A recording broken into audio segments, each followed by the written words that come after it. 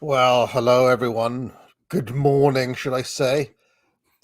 Simon, the morning. I know. I'm not really a morning person myself.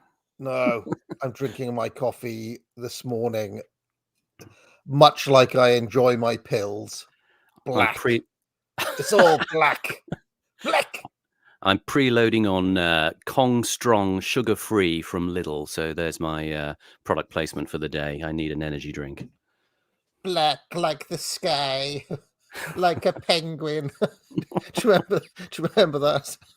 I think I wasn't Harry Enfield. That was a Far Show sketch. I think it was. It was. There was a painter, and he was called Johnny, and he had this woman with him, and I don't know, he was going through therapy or something. And he used to go and do painting in like nice locations and things. No. But there would come a moment where something would remind him, and he'd start going black like the night. Excellent. Far Show was pretty good, just to be honest. Okay. Yeah. Well, it was all going so well up until recently, but I thought I was cancelled at the height of my powers on the deepest law. AA went to Wales on holiday, and my rise to fame was cruelly dashed on the rocks so he could eat ice cream in Treorchy. Yeah. Showbiz is cruel. Remind your kids of that. Yes, but well, we're back. You were saved, Simon. There was such an outcry. It was funny. I was like, right, I'm cancelling all the shows, and everybody, like 90% of comments were, "You have to save Adam Curtis." Yeah, and I'm very, very much obliged with people for their kind comments. I must say good morning, chat, as well. And I must also say congratulations on 7 years of Unpopular Opinions. Very sad to see it go. I think I speak for a lot of people when I say it was the closest thing we had to Samizdat morale radio. I mean, this is the first live stream I've done since then, and I should mention that my attempts to sleep train AAA have gone swimmingly well. Took me one night, Simon, just one night. She's been to bed pretty much on the dot, 7:30 on the dot, 7:35 to be exact, every single night. My methods have worked. Harsh, so some may think they are. Regularity, consistency, yes, firmness of purpose. But last night, Mrs. AA came back from taking bringing Tripper. She was like, "Oh, you're not going to like this. You're going to be angry." I was like, "What is it? Go on." I bought circus tickets. I was like, "What?" Yeah, and I only realized after I bought them 7:30 is the time. I was like, "What?" And so I said, "Well, you can't go. Yeah, you have to give those tickets away. I'm not having it."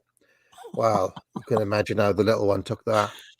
I want to go to the circus. I want to go to the circus. 20 minutes of crying. 20 minutes of total Veruca salt action. And I was like, no, there's a rule for a purpose. And I even used lines like, "When you're older, you'll thank me for this. Seems like I'm cruel now." Yeah. Sometimes you've got to be cruel to be kind. Absolutely. Like I said, kids, showbiz is cruel. And you shouldn't fill her head with idle dreams of indulgence in the circus. Absolutely. It's a rubbish circus anyway. I hate it's tired and old, Yes. It's got like you can always tell like the juggler is a little bit overweight, and there's a little bit kind of like you can tell he's just phoning it in, and It's one of these sort of chic French-style circuses that do lots of this sort of performance art, glam stuff. I think they're all Eastern European. They're big. If anybody is in my part of the world, they'll know what circus this is, because their big denouement are these kind of like motorbikes that they have, and they come in and they ride around a cage. Anybody's ever seen that?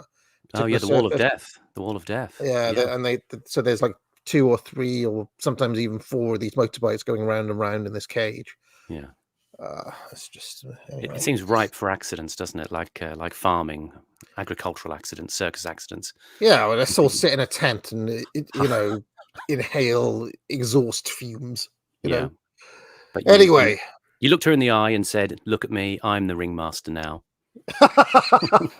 Yeah. Oh, well, you will be tamed. But yeah, and then after the crying subsided, I thought she'd taken it. She then started bringing it up again, like half an hour later. Can I go to the circus? They usually say in sort of pop psych books that once you sort of firmly discipline the child, often they will sort of get the point, and after the sort of crying period, they'll become a lot more loving and attentive, and they'll come back, to try and seek approval again, because what they fear is abandonment at some level. Well, you see, she was trying to do that sly thing of appealing to her mother. Oh, yeah. But she knows if she comes to me, I'm not your mother. No. No. Anyway, shall we make a start? Speaking of child psychology, we're going to be looking once again at Freud and related matters, or counter matters in this particular case. This is going to be quite bleak. Yeah, there's some quite depraved stuff. Yeah. This is the psychology of self-help. Century of the Self, Part 3. We've already looked at the first 2. Let's take a little look. And I'm impressed with the number of people who are joining us at this new early morning Wednesday. I thought this would kill the audience, you see, but there they are. Yeah, and don't forget the Americans aren't up yet, so they'll be, when they wake up, they will boost the. But it's still 7.8 thousand views, and I am not. When you're saying showbiz was a cruel business, they do that in TV land sometimes. A producer wants to kill a series, but it's too popular, right? Yeah, and so he buries it in a graveyard slot or something like that, and he's like, "See, it's not popular." Yep. The overnights are down. Yeah, that's it. Exactly. Yes. All right. So let's.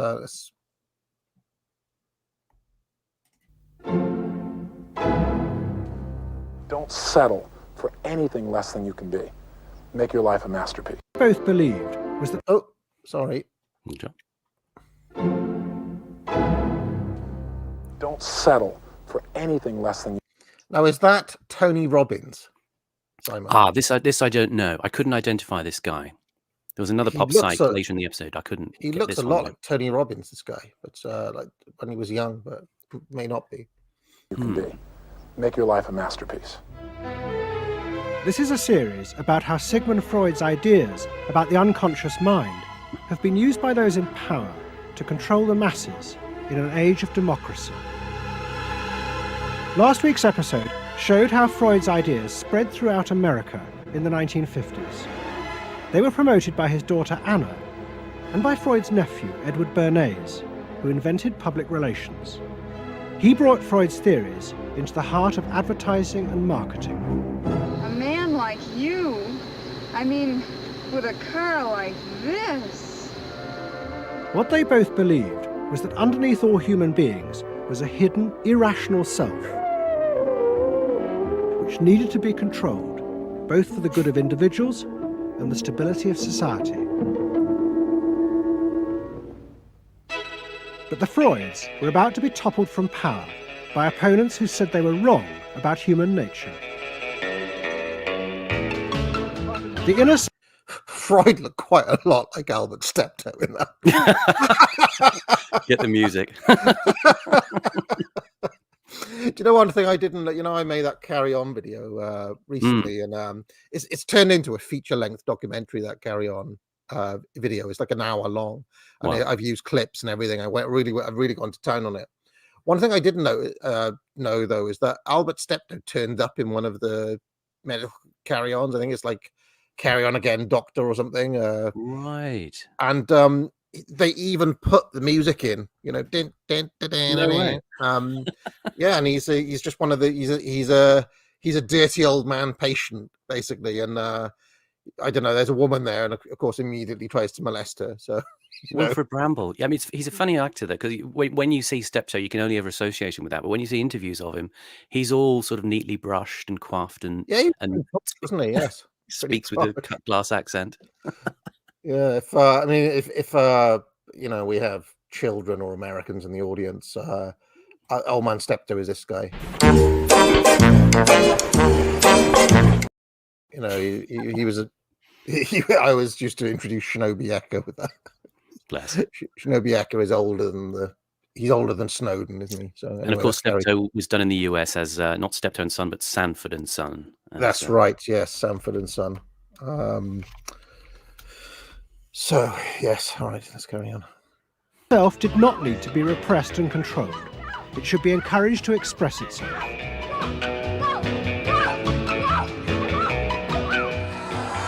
Out of this would come a new type of strong human being and a better society. But what in fact emerged from this revolution was the very opposite.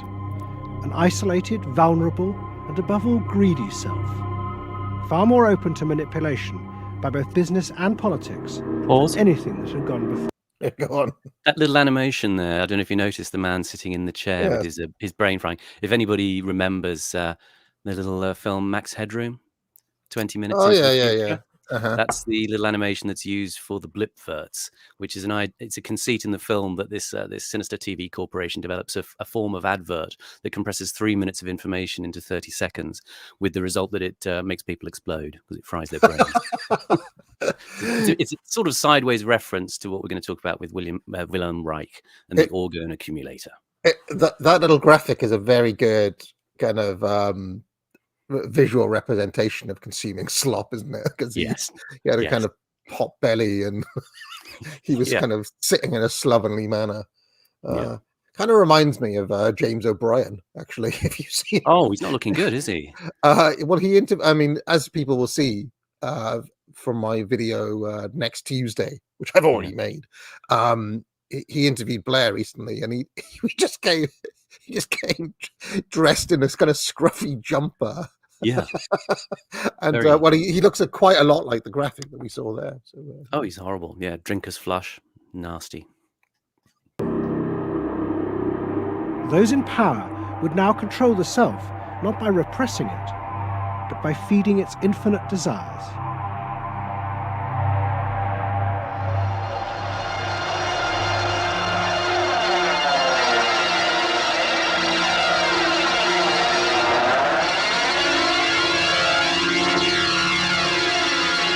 Classic Curtis start, by the way. The burst of Hans Zimmer-like kind of noises, and the elliptical title on the screen to make you wonder, what does that mean? Yes, excellent. And a focus on desire and consumerism. He loves it, doesn't he? He loves it. Yes. This is the Curtis we all came to see, isn't it? We're in peak Curtis era here. And well, this is kind of key. This movement from the third to the fourth episode, because this sets up an awful lot for what happens with the Blair era arising. What this episode is really about. It's about how the attempt to realize socially constructed desire based on the work of people like Bernays, who invested people through products, essentially in dreams from the subconscious. How that move politically encounters state force, and all the populist delusions are utterly suppressed, and that's despite Freud's anxiety that the libidinal forces, as we remember from episode 1, within people that lead to totalitarian movements begin to blow back on people in this conception of desire. And the conception of desire is something that we may talk a little bit more about, because we are still sort of, I suppose, in the sort of ashes of the Freudian age, but the nature of what the elites conceive of as desire is changing. And that's going to head much more later on towards people like Nick Land and that sort of discussion of what he calls machinic desire. And this is something completely alien to us. And that maybe gives you some account for why there's a cognitive dissonance in the system, things like anarcho-tyranny, that the desire of the people no longer connects with the outcome. But yeah, I also find it interesting that all of this, in the end, ends up producing its own internal controls. Like, well, I'm thinking really of Keir Starmer, who's this, I mean, puritanical, almost Cromwellian figure who now wants to kind of, you know, I mean, I tell you, there was an article in The Guardian, Simon, by David Mitchell, you know, the Peep Show, the comedian, comedy actor.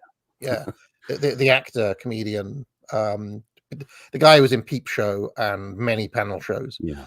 And he was basically opposing the proposed ban of smoking outdoors. Basically, in the course of an essay in The Guardian, I was kind of surprised that they chose to publish it and he chose to write this, but he was just saying, like, this is a dangerous totalitarianism where, under the rubric of public health and the NHS, you basically end up with a complete totalitarian state. And he even says during the course of that essay that Stalin wouldn't have dared ban smoking outside like Stalin was doing. And yet, I mean, well, what he's saying is that you can basically justify anything on this public health angle. Like you can have a scenario where, I don't know, let's say you're paying with things on your phone, or your data is being tracked on what you buy. Well, it'd be like, well, you've already had your allowance of calories this month, so you're not allowed that McDonald's you're trying to buy. Or you can have the chicken nuggets, but you can't have the ice cream, say. Right? And I mean, that sounds fantastical, but imagine like 20 years ago saying, yeah, in 20 years, you're going to get this dude who's going to be trying to like ban smoking in pubs outside on the basis that you'll inherit secondhand smoke and it will save X amount of $1 billion on the NHS, which is a ridiculous argument. But it's kind of interesting because this is the actual flip side of the Bernays, right? That Bernays actually sells you the idea that smoking is cool and is a liberty stick, and and now you get this internally generated Cromwell trying to take that away from you after the system has sold it to you. It's because it connects. Freud and is talking about this thing which has a connection, if you like, to the animal, if you like, the organic nature of man. And what you're talking about there is where it becomes that desires, if you like.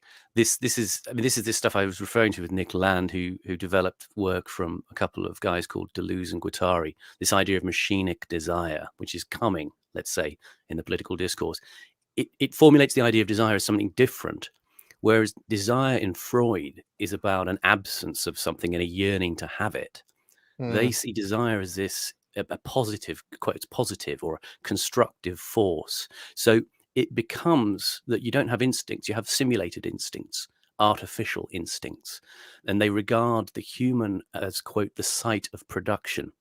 And we can all tell that that's a very sort of Marxist reading of what the human is. But it's allowing psychology to embrace the material as de facto nature. There's no metaphysical, there's no organic, psychological. It goes to the heart of how the modern left sort of try to eschew the human and instantiate desire as essentially a kind of positive thing, but then it's something which can be manipulated as a sort of fungible item as well, moved around. And these desires that you have they're no longer legitimate. They come from the organic. They don't come from these simulated feelings that you're having of desire. They're not constructed in the Marxist sense. And so they're no longer legitimated by the political regime.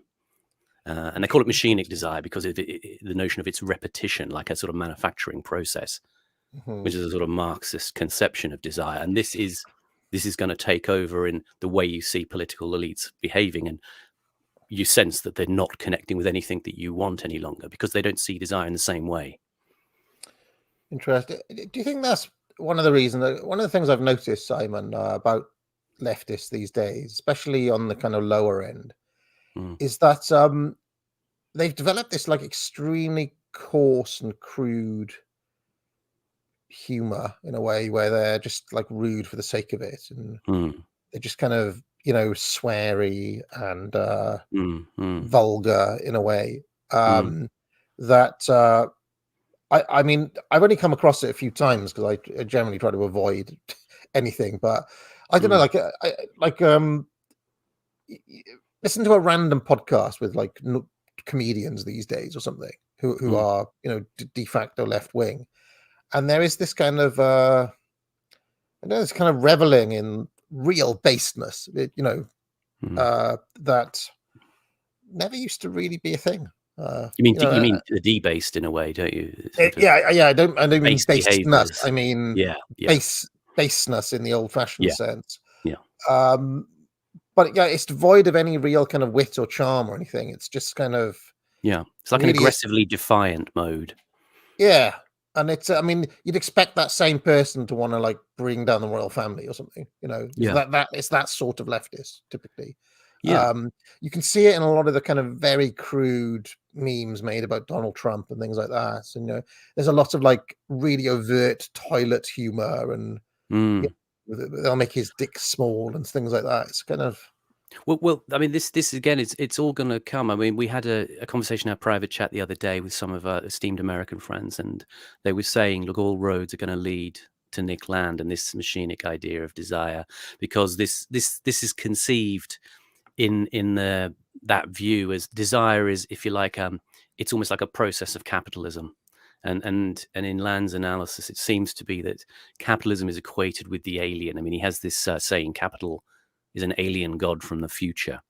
And this doesn't connect with the organic drives that we feel constitute desire, the us, the self that should be expressed by the radical individualism of the boomer truth.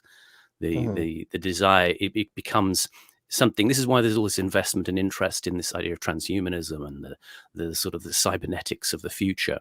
And culturally in our modern era, this sort of stuff, I saw it sort of coming up through the early 80s to the early 90s.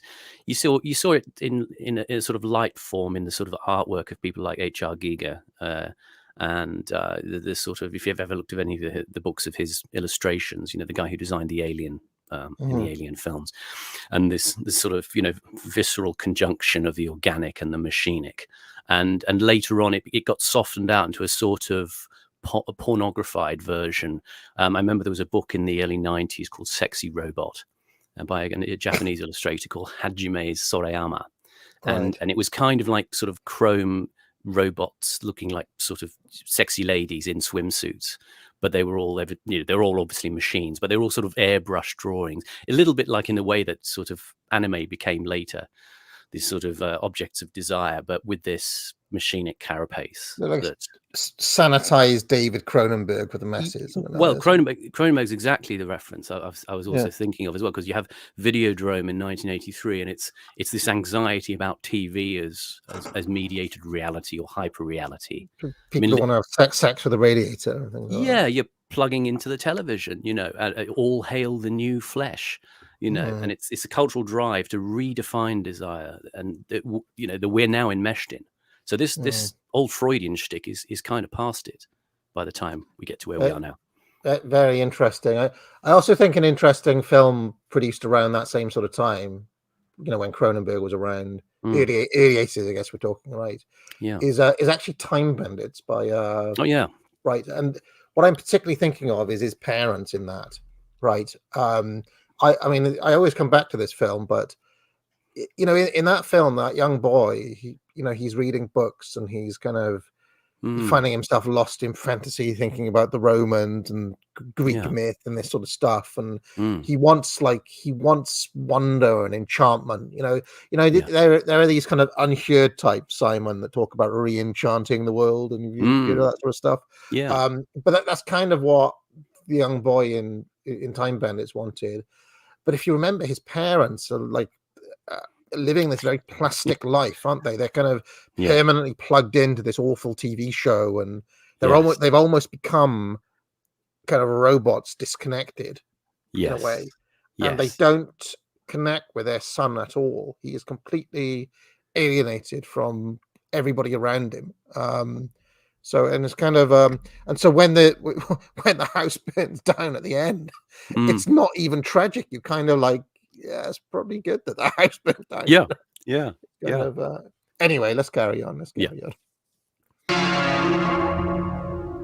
What goes on here is the liberation of feeling. In other words, feelings, not just memories, that have been suppressed. For example, screaming, crying, anger. You get a person who's really angry, and they're going to let it out. No, I could kill you. I'm an old man. Listen, I can't get all the strength into this that young people would get if they have those feelings. That wasn't bad. In the 1950s, a small group of renegade psychoanalysts began a new form of therapy. They worked in small rooms in New York City and encouraged their patients to express their feelings openly. I want help. I do. I want help. It was a... Sorry to keep on pausing it, Simon, but this is something I find particularly pernicious, right? Yes. This drive that you must express your emotions, that it's actually good to externalize. Yes. I find it very feminine coded, and something that I think, I mean, it may even be helpful for women, right, to do this, because I don't know. I mean, I don't know how many women you've been involved with, Simon, but sometimes they like to have a good cry, don't they? Let it all out, so that, they find a catharsis in having a good old cry at the most confusing moments. Yes. Whereas us chaps, I mean, call me old-fashioned, but it's the quiet moment, the stare at the fire. I would rather not let it all out, and it doesn't necessarily give you a cathartic thing, or it's not necessarily healthy for a chap even to do that. And the problem is, it's like the endless conversation in a way. It's the endless catharsis, and this is a thing of. I mean, it's like, in a way, maybe this sounds tenuous as an analogy, but drawing it back to ending UO, things have to end. This is the thing that a lot of people struggle with in modern societies. Some things just have to finish, and they pass on.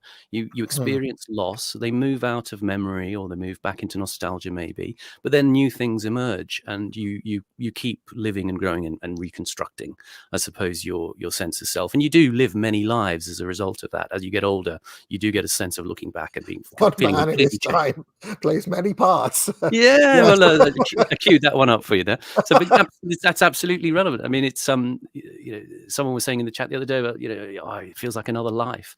Well, I'm 52 now, and it actually feels like there's several discrete, different lives that are being lived. But do you know who discusses this? Surprisingly, because we disavow some of his other works these days. But in Strange Death of Europe, Douglas Murray talks about this, where he says that young people now think that Facebook will always exist. Yeah, there's a kind of perpetual. They cannot envisage a time where there's no Facebook. Yeah. And yet, things are constantly moving in and out of existence. So it's like, why should that be such a earth-shattering idea, And this is something that Black Horse brought up all the way back when we did the Mayfair set, and I talked about Mark Fisher and hauntology and the idea of this yearning for this past that promised a future that never came and all that stuff. And I talked to him on Twitter about what was the experience of that in the US, and he was very interesting on it, did a thread on it, and talked about how in the US it doesn't really apply because everything is new and it's always the eternal now. And so you never leave, in a sense. You are in that loop of that thing I've referred to before of communicative capitalism, where it becomes about just simply the energies flowing around the network, not the content. And so you are kind of hooked on social media in that sense. And you don't ever see that crutch ever being kicked away. And as I say, having terminalities in your life, points of moving on, points of, you've got to accept loss, things finish, but better things and different things will come. And you kind of have to, especially when you're managing groups like you've done with the channel, things have to change in groups. I've learned this from being in sort of leading some groups. If you don't change, things will fall apart. They will fragment and decay. It's just the nature of things over time. Yeah, absolutely. All right, well, let's carry on. I should mention as well that from a British perspective, I think there's a tendency here to see this emotionalism as quote unquote an American thing, right? But I think, as we'll see in this documentary, that is perhaps a little bit unfair to our Yankee Doodle friends, because, well, the idea of this was kind of a new thing over there, because the old American establishment, I guess you'd say the Anglo-Saxon one, or the WASP one, that they would say, was a little bit more buttoned up, and a little bit more reserved, shall we say, than all of this that we're seeing here. So perhaps even the emotionalism of America is more recent than we think. It's also kind of more remarkable in a way, because this is the thing people forget as well. We were Protestants in England, but America was settled by Puritans. They were one of our slightly more uptight sects. Yeah, exactly. Yeah, and in a strange way, you still see remnants of this when you travel in America. I mean, America is a very strange place because it has such, I hate to say the word, Simon, such diversity of different types of people, right? But in some parts of America, people are like disarmingly polite in a way that they just are not here, right? Like there's a genuine kind of good morning, sir, and all this sort of stuff. I mean, you don't see that here anywhere, but in some places, people really are like that. Oh, great morning we're having, isn't it? I was like, fucking hell, am I in a 1950s movie here? Bugger off! I'm from London, Well, enforced casuality, isn't it? That we've had. It's this thing of, was it somebody the other day posted something on Twitter about their bank had written to them saying, we're going to address you by your first name. Yes. Instead of Mr. So, I still call people sir. I call people Mr. So-and-so until I'm reasonably familiar with them, or they allow me, so to speak. But I mean, that's what I kind of still like that about America, sir, ma'am. This is something I also saw because during my I've taught American students. I'll just say this, and you get the full range. You get everything from dear Dr. Parvini Esquire type thing to Dr. Nima in your case, to Dr. Steve. Sometimes hey Nee, sometimes just be hey. It really depends. Oh, I hate that. Hey, yeah. So anyway, let's carry on. Direct attack on the ideas of the Freudian psychoanalysts, who had become rich and powerful, teaching Americans how to control their feelings. In Freud's work, you see, they were afraid of the feelings. They believed that what they wanted was contained people, very proper, doing the right thing and living a proper life. That's what they wanted. But not an intense emotional life. Freud wasn't emotional himself. I mean, he's an intellect, Freud. I was an intellect too, I know, but I'm also more than that now. The leader of this group was a man hated by Freud and his family. He was called Wilhelm Reich. Reich lived an isolated life in a house he had built for himself in remote mountains near the Canadian border. What architecture is that, Simon? I feel like that's something that Pharaoh might have a hard-on for. Yeah, it's something modernist, isn't it?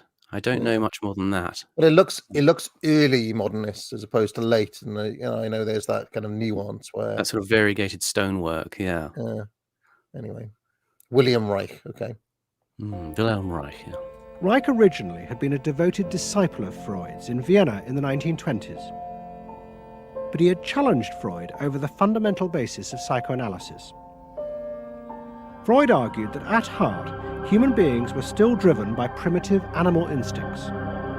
The job of society was to repress and control these dangerous forces. Reich believed the complete opposite. The unconscious forces inside the human mind, he said, were good. It was their repression by society that distorted them. That was what made people dangerous. So sorry to keep on pausing it, but I've got No. Carry On the mind at the moment, and it's kind of difficult not to think about this when you're seeing like an old Kenneth Connor, leering at an old woman while his wife is telling him, you don't think we're sleeping in the same bed just because we're married, and then he goes out and he's like, oh, it's kind of it's a bizarre thing in those films, because there's a generational in some of the later ones. You see younger people kind of getting off with each other and stuff. And the whole setup of the Carry On films is that despite all of their leching, nobody ever actually gets it on. So there was definitely some sort of sexual repression in that kind of interwar generation. Is all this pent up sexual energy. Yeah. But there's something here I'm anticipating. I'm slightly concerned by that. They're going to soft soap Wilhelm Reich a little bit here, talking about his sort of opposition to Freud.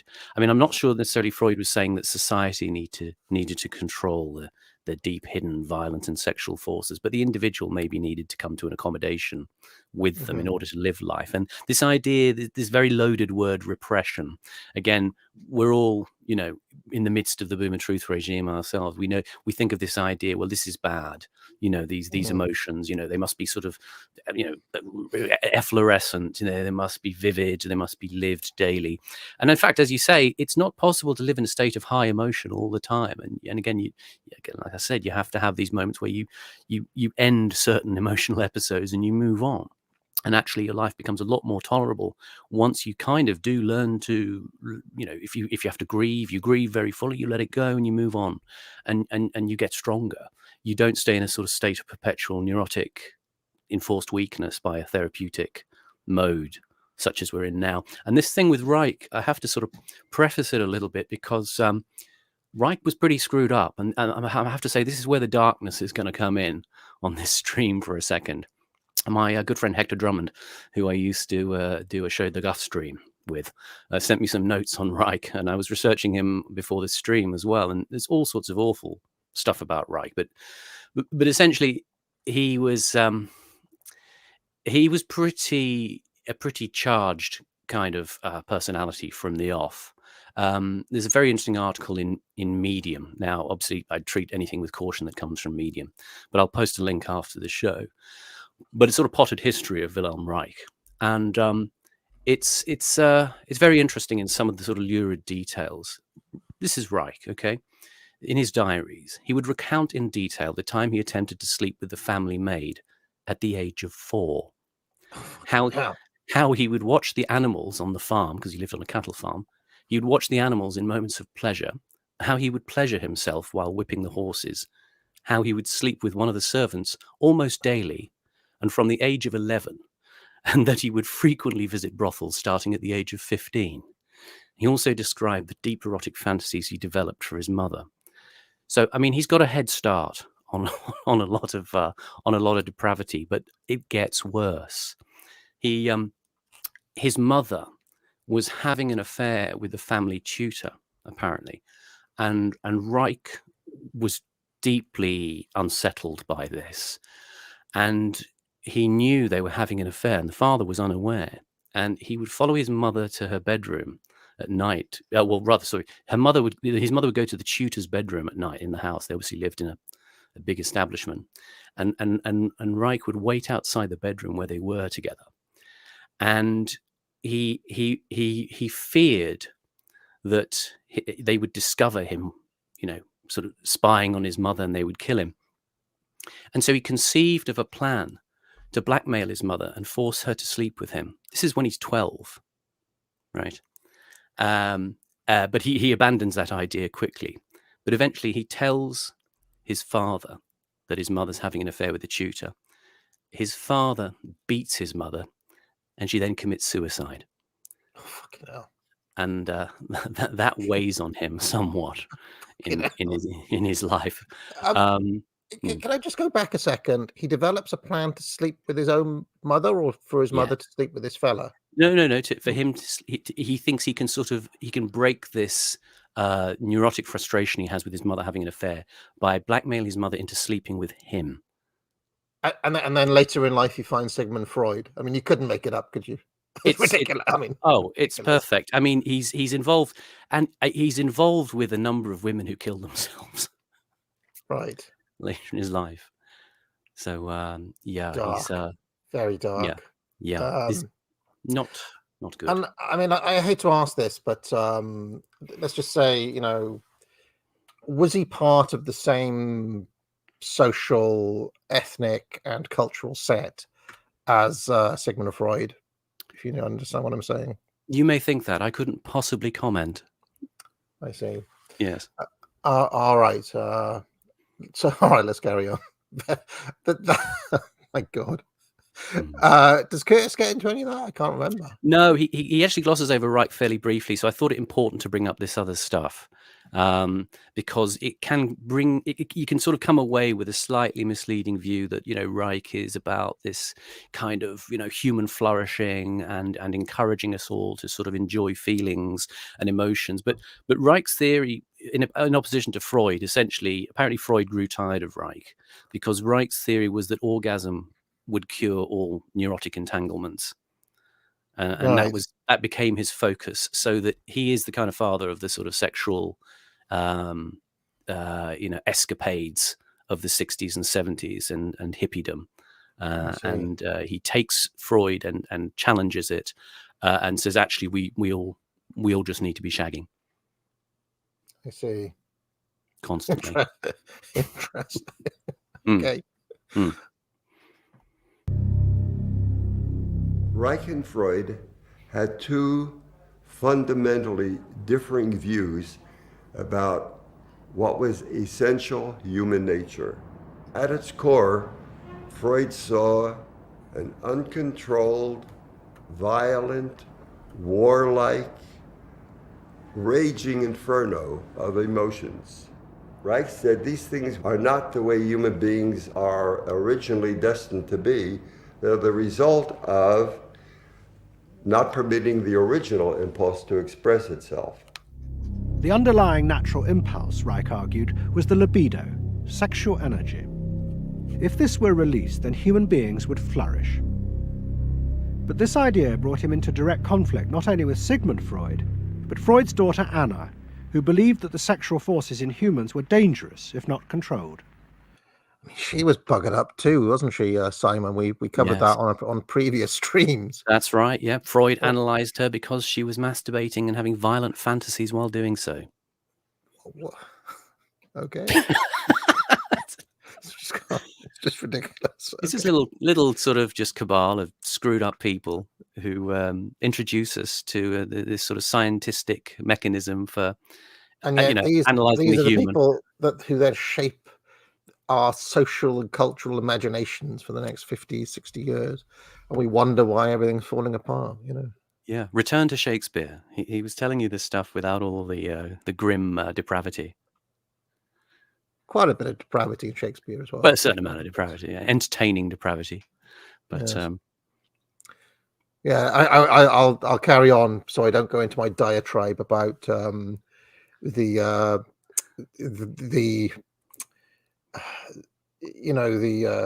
theatre there. What's it called? The famous Globe. The Globe, yeah. The modern Globe style of gratuitous crotch grabbing. Oh yeah. As a stand-in, because that is the only thing the audience is going to get. Yeah. So there's this tendency for actors to very hammily grab their crotches as a cue for the audience to laugh. Yes. The audience of Japanese tourists who've got to see Shakespeare. Yeah. It's either the crotch grab or that gesture where you sort of put your arm in your elbow and you raise your fist. War kind of gesture. They always do that. There's a lot of I saw a lot of bad productions of the Globe. And one extremely good one, the Henry IV with Roger Allam, who didn't do any of that stuff. But then let's carry on. My father thought that you should liberate the libido and have freedom And he developed a theory rather early that neurosis were due to lack of good orgasm, or any orgasm. And that was, Anna Freud, was a virgin. I mean, this is very important because she never had a sexual relation with a man. And here was this man preaching that the way to health was through orgasm. And here was this woman who had been analyzed by her father because she was masturbating. So here's this woman who's opposed to sexuality, really, and here's this man who's preaching sexual freedom. I mean, there was bound to be a clash, wasn't there? The conflict came to a head at a conference in 1934 in Switzerland. Anna Freud, who had by now become the acknowledged leader of the psychoanalytic movement. Sorry to pause it again, but I mean, it's difficult not to think of the archetype of like Mary Whitehouse on the one hand, and people arguing for free love and all that sort of stuff in the 60s. On the other hand, that was the kind of culture wars of the 60s and the 70s in this country. And I do wonder whether these are underlying archetypes in the range of possible human experience. The sexually frigid or uptight woman, along the lines of this Anna Freud or Mary Whitehouse versus the devout scold. The scold, exactly. Versus the I mean, again, I hate to go back to Carry On, but the men in Carry On are almost always on the cusp of literally just raping someone. Yes. It's just like ooh, a bit of flesh. There's always that kind of slathering, graspy hand kind of. They're either just about goggle eyes to gripe or to to grope. Sorry, I just wonder if those are just two things that are there. Are there in human being. To be fair, though, but you put up, I think, remember previously on the channel, because Mary Whitehouse was encountered a little way back on the channel. I think you put up quite a spirited defense of the fact that she was pointing to the decline. Well, she was right. I mean, she's been proven right in the long run. Of course, yeah. I mean, that was part of that was just to wind up the British show back then, if you remember. But also to, in a way, Mary Whitehouse was very vilified when we were growing up. Well, certainly she was at the butt of many jokes. She was always seen as this kind of, the sort of person we need to overcome, really. Yeah. But basically, everything she said turned out like the future she predicted happened. Yes. And all of the arguments that were put against her did not happen. And you see that frequently in history, actually, when the social conservatives tend to be proven right on a long enough time frame, whereas their opponents always end up moving the goalposts after, they end up pretending like that was always the goal, whereas that was not what they say at the time. This is actually tracked very well by Thomas Sowell in a book called The Vision of the Anointed. But anyway, let's carry on. Forced Wilhelm Reich out. She destroyed his career. She got rid of him, very definitely. And I guess part of what I'm doing is getting rid of her. Explain. Well, I think that Anna Freud shouldn't get away with what she did, that it should be known. Maneuvering to get him kicked out of the International Psychoanalytic Association. So you're taking revenge? You might say so, right? Or wronging a right? No, righting a wrong. You better cut that one out. Isn't that called a Freudian slip? Yes, it is. Reich fled to the United States and built his home and a laboratory. His ideas became grandiose to the point of madness. They're not doing much to dispel these stereotypes of like vengeful people who are hell-bent on subversion, but anyway, let's go. No. He was convinced that he had discovered the source of libidinal energy. He called it orgone energy, and Reich built a giant gun which he said could capture this energy from the atmosphere and concentrate it onto clouds to produce rain. He also said that the gun could be used to destroy UFOs, which threatened the future of the world. In 1956, Reich was arrested by the federal authorities for selling a device that he said used orgone energy to cure cancer. Reich was treated as a madman. Go on. And that, of course, that device was the famous Orgone accumulator. And people may have seen, if on my Twitter feed this morning, I posted a number of pop songs that were based around the phenomenon of Wilhelm Reich. And there is the great Orgone accumulator by Hawkwind. I've got an orgone accumulator. It makes me feel greater. It's a back brain stimulator. But it's actually a really good psychedelic tune if you listen to it. It's quite enjoyable. And Kate Bush's Cloud Busting, which is a very interesting video, which is kind of based on the story of this relationship between Reich and his son Peter Reich. And there's also a song by Patti Smith called Birdland, and that focuses on the idea of Reich's son at his funeral, dreaming that Reich's going to come and take him away in a UFO. The idea of the orgone is a sort of omnipresent energy that you can draw in, and he actually talked to Einstein at one point about using his orgone sort of like weapon, if you like, this idea of the cloud buster. He would adapt this into a kind of weapon to use orgone to destroy fascists. Because he was pretty commie, and Reich actually he described fascism as the frenzy of sexual cripples. It kind of prefigures the incel as a sort of modern enemy of society. It's also sort of got echoes of Orwell. We shall abolish the orgasm, as O'Brien says. I actually learnt about this through Kate Bush because I'm a big fan of that song. Cloud Busting is one of my. Yeah. I was about to say it's underrated, but then I remember that Kate Bush has been claimed by what was that show, Stranger Things? Do you remember there was like yes. Kate Bush mania? She made a comeback for a while, and Yes. I believe Cloud Busting is one of the songs that has been reappropriated by the youth.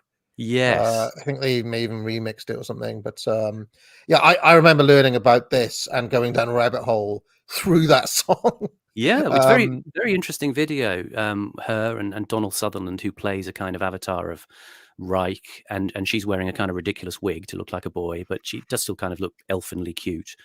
And there's a sort of obvious sexual tension between them in the video. And it's funny actually when you look at Kate Bush's boyfriends and husbands, they all look like Donald Sutherland as well. So there's a strong resemblance. At least I think her first boyfriend, anyway, I think looked very much like him. I mean, of the many nights you can lose on Wikipedia going down rabbit holes, yeah, Kate Bush is weirdly esoteric, and you could just pick any one of her songs and be like, "What's this?" Because that song starts, and I thought she was talking about like King Arthur or something. I still dream of Orgone. I always thought she was saying Avalon. But it's a kind of Camelot place, isn't it? In a way, yeah. Yeah, and so many a time I mishear. I was like, I wonder what she's really talking about there. And I just end up on these journeys trying to figure out what the hell Kate Bush was talking about. But she was remarkable. I mean, she was young when she wrote a lot of those songs, but there's a remarkable amount of strange and esoteric detail that comes out. But anyway, I think there's a certain amount of jazz cigarettes involved. I read a little thing about the production of the Cloud Busting video, and Donald Sutherland said she would come out of her caravan, on the morning of the shoot with a spliff in her mouth, and he would sort of tell her off a bit, and so you really shouldn't do that. And she said, I haven't been straight for 9 years. This is like since Wuthering Heights, sort of. They filmed that in the mid '80s. So since she sort of rose to fame, she was bent every day. But about the least surprising thing ever that Kate Bush may have taken some substances. But on Donald Sutherland, one of my least popular film takes is that I don't like that horror film Don't Look Now. Yeah, and the reason is actually appropriate to what we've been talking scene. About. Exactly, Simon. You've heard me talk about it before. I hate that. That's the worst sex scene in any film. And it's always lauded for being very realistic and honest. Horrible. And but joking aside on all this stuff about Reich's concept of Orgone, I mean, this is again something that penetrates culture further down the track, because again, as I say, he has this idea that it's a life force that's out there that can be drawn in and used to wield power. And it reminded me of something, a little speech from a few years down the track. The Force is what gives a Jedi his power. It's an energy field created by all living things. It surrounds us and penetrates us. It binds the galaxy together. Some of this stuff finds its way in to popular culture. Let's just say that. Interesting. I mean, I should say that this Reich character clearly should have been like in jail or in an asylum or something. How he's allowed to just run about wrecking society, I'll never know. But anyway, let's carry on. Yeah. He was imprisoned, and all there we are. There we are. Imprisoned. Yeah. Correctly. Yeah. Locked up in Arkham Asylum with literally the Joker is where he belongs. Do go and read about Reich after the stream. I mean, again, like you say, it's a fascinating rabbit hole to go down and just be diverted just for the sheer entertainment and disgust and remarkable nature of the effect he had. Was burnt on the order of the court. A year later, Reich died in prison. To the Freudians, it seemed as if their main threat had been removed forever. Good. I'm definitely Team Freud when it comes to this particular. I mean, they may be messed up in other ways, but this Reich guy is a different story altogether. But they were wrong. What the Freudians didn't realize was that their influence in American society was also about to be challenged, and in a way that would lead not only to their decline, but to the dramatic resurgence of Reich's ideas in America and throughout the capitalist world. Note that he says capitalist world. Yes. The consumer is king.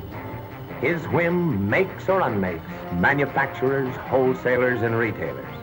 Whoever wins his confidence wins the game. You know, there's an odd tie-in back to Austrian economics, which I used to talk about quite a lot on this channel, because the Austrian theory of value is all subjective, of course, and it's all about fulfilling the needs of the consumer as a right, and the entirety of Austrian economics is driven from that consumer impulse, if you want to put it that way, whereby the needs of that person are defined subjectively by themselves, i.e.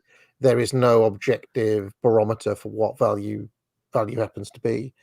And I do find it interesting how neatly all of that ties in with all of this, especially given that so many of these people came from Austria, Simon.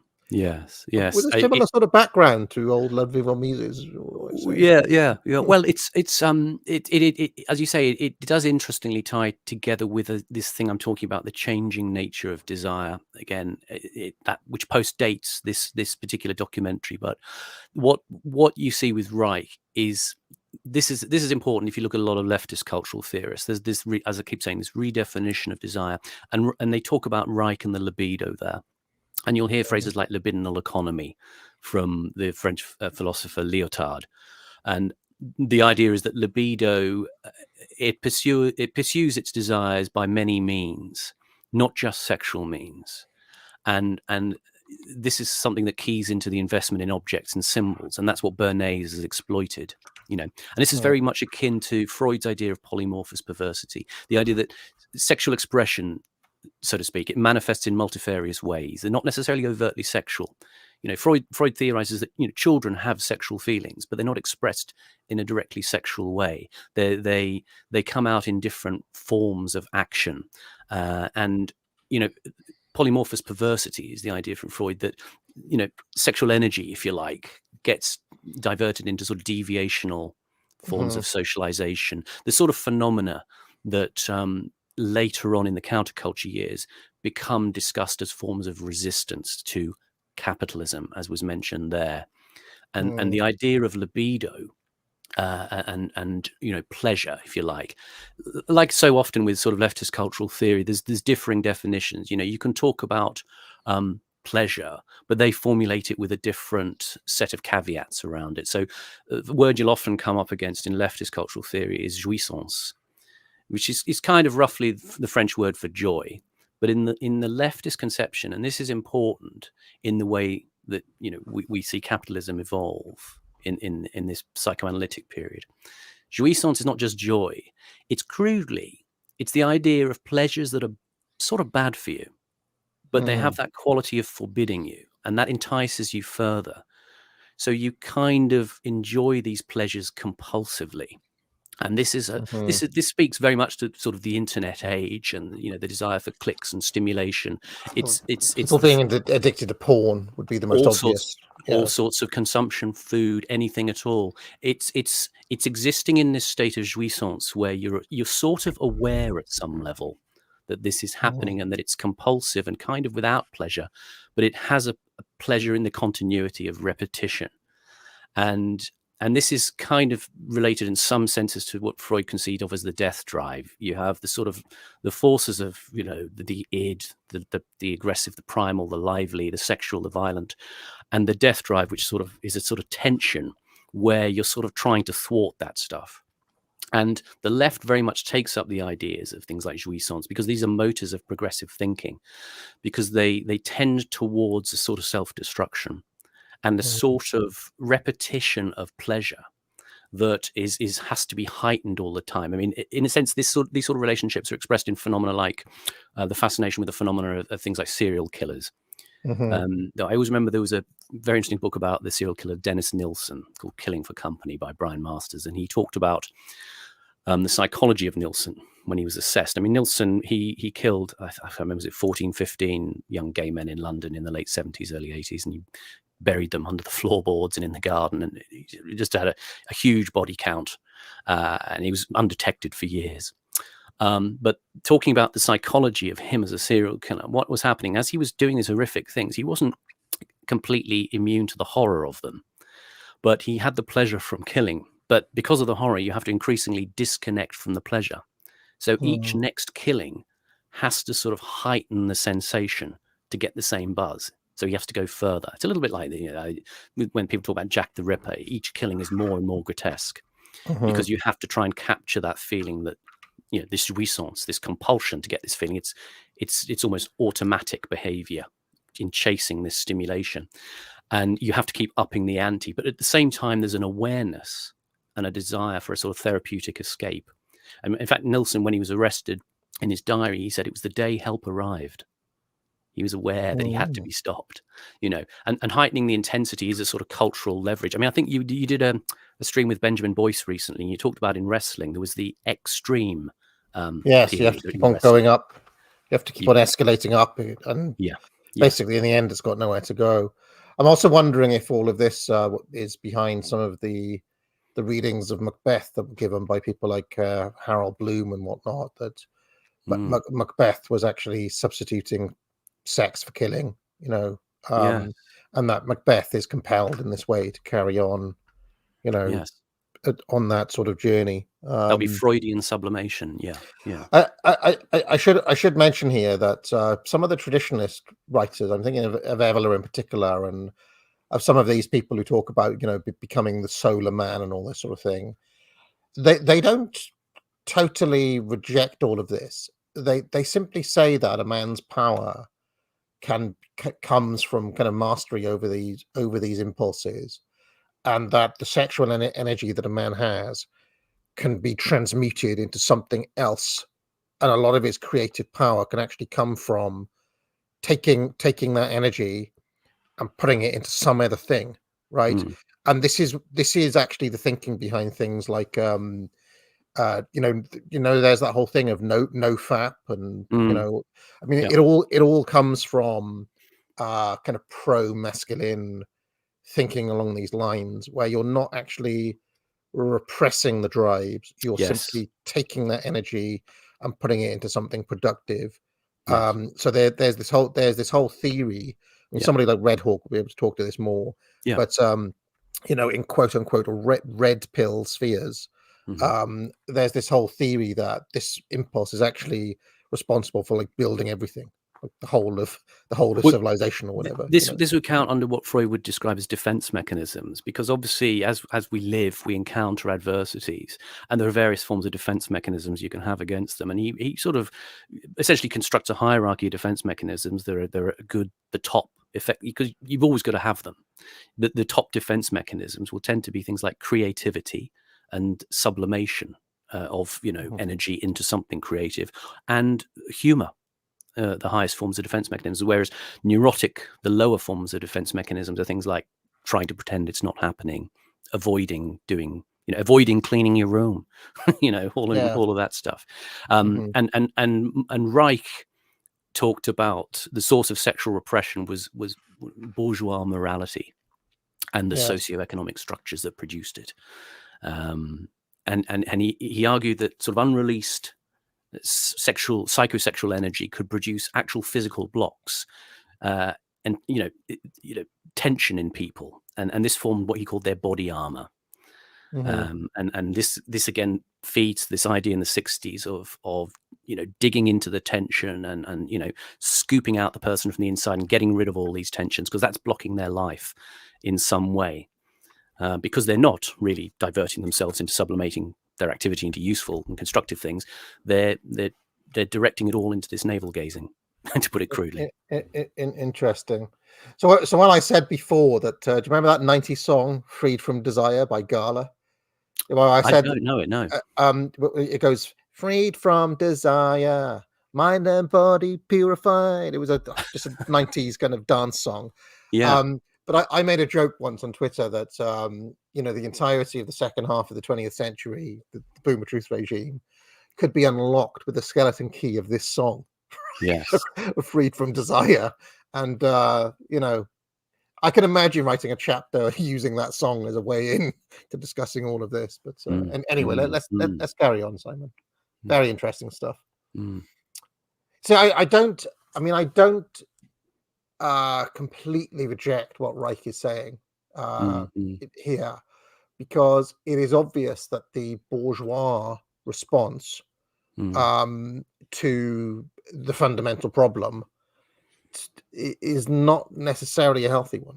Otherwise, you wouldn't have seen this kind of backlash. I mean, it's kind of obvious. And I mean, I know I've got Carry On the mind at the moment, but you actually see it dramatized.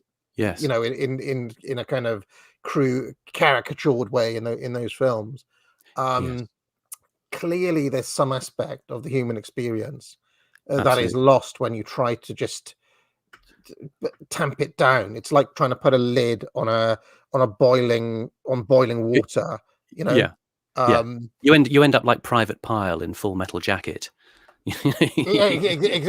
Exactly. So there needs to be some kind of healthier way. And I mean, I probably tend towards, well, surprise, I tend towards the kind of Avolian way of dealing with all of this. I guess as probably being the most healthy way for a man to deal with it, right? Yeah. I mean, I don't know about women. They're a different. They're an alien species. They've got their own. Yeah. They must have their own ways of dealing with things. I agree. It's definitely not as simple as saying Freud good, Reich bad, or anything like that. It's actually negotiating a reality in between, where you can see that distinction, that you can't live as a sort of buttoned up, closeted, uptight, stuffy, inhuman organism. You do have to come to these accommodations with feelings, and it's the old thing of in order to command nature, you must first obey it. But at the same time, Reich takes it to an extent, or it is taken to an extent. Reich, feeding off the sort of carcass of Freud and pushing that forward, as we see later, towards intellectuals like Marcuse, who really begin to create the dissociative moment of societal collapse by people retreating into their heads and away from externalized action. But in a strange way, the kind of the buttoned up option may actually be an option for women, right? In a like, I guess you need to kind of abandon this idea that there needs to be the same rule for everybody, because it could actually be that. I mean, I think of some character like Isabella in Shakespeare's Measure for Measure, for example, who is a novice nun with the whole idea of becoming a nun or whatever. That may be a goer for women. I don't know. Well, we'll begin to see something about the nuns later on, of course. And I mean, I'm reminded of Jack Nicholson's line in As Good as It Gets, where he's playing an author and he's asked, how does he write women so well? And of course, he famously says, well, I think of a man and I take away reason and accountability. All right, let's carry on. Good. Whoever loses his confidence is lost. By the late 50s, psychoanalysis had become deeply involved in driving consumerism in America. Most advertising companies employed psychoanalysts, and as last week's episode showed, they had created new ways to understand consumers' motives, above all with the focus group, in which consumers free associated their feelings about products. Out of this came new ways to market products by appealing to the hidden unconscious desires of the consumer. Neutral stimulus, memorability, sheer deception, tilt-away steering wheel, a dream saying the mistress. Something intimate is going on.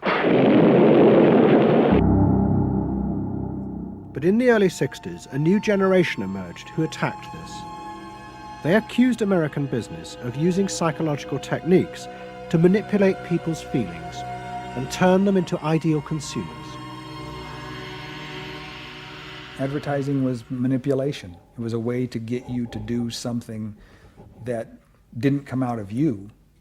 It came out of somebody else. Somebody else said, this year you should be wearing powder pink shirts with matching powder pink buck shoes. And I said, why? That's not who I am. That's who somebody else is. They wanted you to be somebody who would buy their stuff. This whole feeling of being somebody else's tool. I don't want to be that. I don't want to be somebody else's man. I want to be me. Revolting against Bernays' invisible dictators, look. Yes. Yes, and the interesting thing about this period is this, you know, when I pointed out about Curtis referencing the relevance of this to capitalism per se, an interesting thing that comes out of the 1950s, I refer back to that Ken Hollings book, Welcome to Mars, but he charts this quite interestingly, is that the US authorities at the time, the US Air Force, were very interested in the emerging phenomenon, let's say, of people getting interested in UFOs.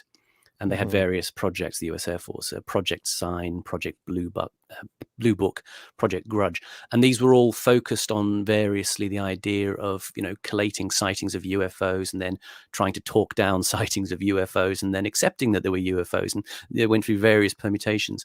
But one of the interesting things for the US security agencies that they were wondering about was why people were not reporting UFOs in the Soviet Union. And so you see that the UFO is a sort of, you know, metonym for modern hysteria, you know, hysterias of modernity, you know, and so the threat to capitalism is thought to be something to be very real here, and yet there's this change, as you say, as you see here, that some campus intellectuals are starting to pick this apart. Yeah, I mean, as much as I've talked about boomer truth, and as much as I hate the world that that we have, well, hate is a strong word, I suppose, but I don't like the way things have developed. Let's just put it that way, Simon. I am actually more sympathetic to the original strain of the 60s counterculture than people may imagine, because I do think that the initial impulse to react against this has at its core a kernel of truth. That, I mean, to mention Evola, for example, or René Guénon, it's the same impetus to try to find something with a greater meaning beyond the mere material, for example. Yes. Right. So there is the kernel of something genuine that the 60s boomers were reacting against. Yeah. But of course it very quickly gets commodified, contained, you know, turned back and sold back at them, Yes. which is in a way the system's greatest strength is that it can Pop turn culture, it. propaganda. This is what we're interested in this channel. Yeah. Yeah, absolutely. But it's still the initial impetus could have been something that turned into a healthy direction, because it's not a million miles from let's say Evola to Alan Watt, for example, right? Who's right there. So anyway, let's carry on. In the mid-60s, a protest movement began on America's campuses. One of the students' main targets was corporate America. They accused the corporations of brainwashing the American public. Consumerism was not just a way of making money, it had become the means of keeping the masses docile, while allowing the government to pursue a violent and illegal war in Vietnam. The student's mentor was a famous radical philosopher called Herbert Marcuse. Marcuse had studied psychoanalysis and was a fierce critic of the Freudians. He's one of those Frankfurt School guys, a cultural Marxist. Isn't that right? Isn't that right, Jordan Peterson? James Lindsay, kind of freaking out. Yeah. They had, he said, helped to create a world in which people were reduced to expressing their feelings and identities through mass-produced objects. It resulted in what he called one-dimensional man, conformist and repressed. The psychoanalysts had become the corrupt agents of those who ruled America. It was one of the most striking phenomena to see to what extent the ruling power structure could manipulate, manage, and control not only the consciousness. Now, I am 1 degree of separation away from Marcuse. Do you know how? No. Gottfried. I have talked directly to Paul Gottfried, and I'm in touch with him all the time. And I believe that he studied under Marcuse. Fascinating. When he was a young man. So, does he have any takes on Marcuse that you remember? Gottfried has always been very big that the thing that we're living through is not Marxist, that it does not come from men like Marcuse. It actually comes from liberalism, basically. So, yeah, he's kind of, obviously he's critical of Marxism in other ways, but he rejects the basic thesis of the James Lindsays and the Jordan Petersons that the woke and all of the stuff that is just quote unquote cultural Marxism. Yes. And I've always thought that as well. You just have to read some of the Frankfurt School guys to see that their sensibilities are not. They're not our sensibilities, and they were subversive in many ways and so on. But to say that now is the result of them is just ridiculous, really. It's basically a kind of rearguard action for the regime to say that, to pin it on these guys who are actually critical of this system.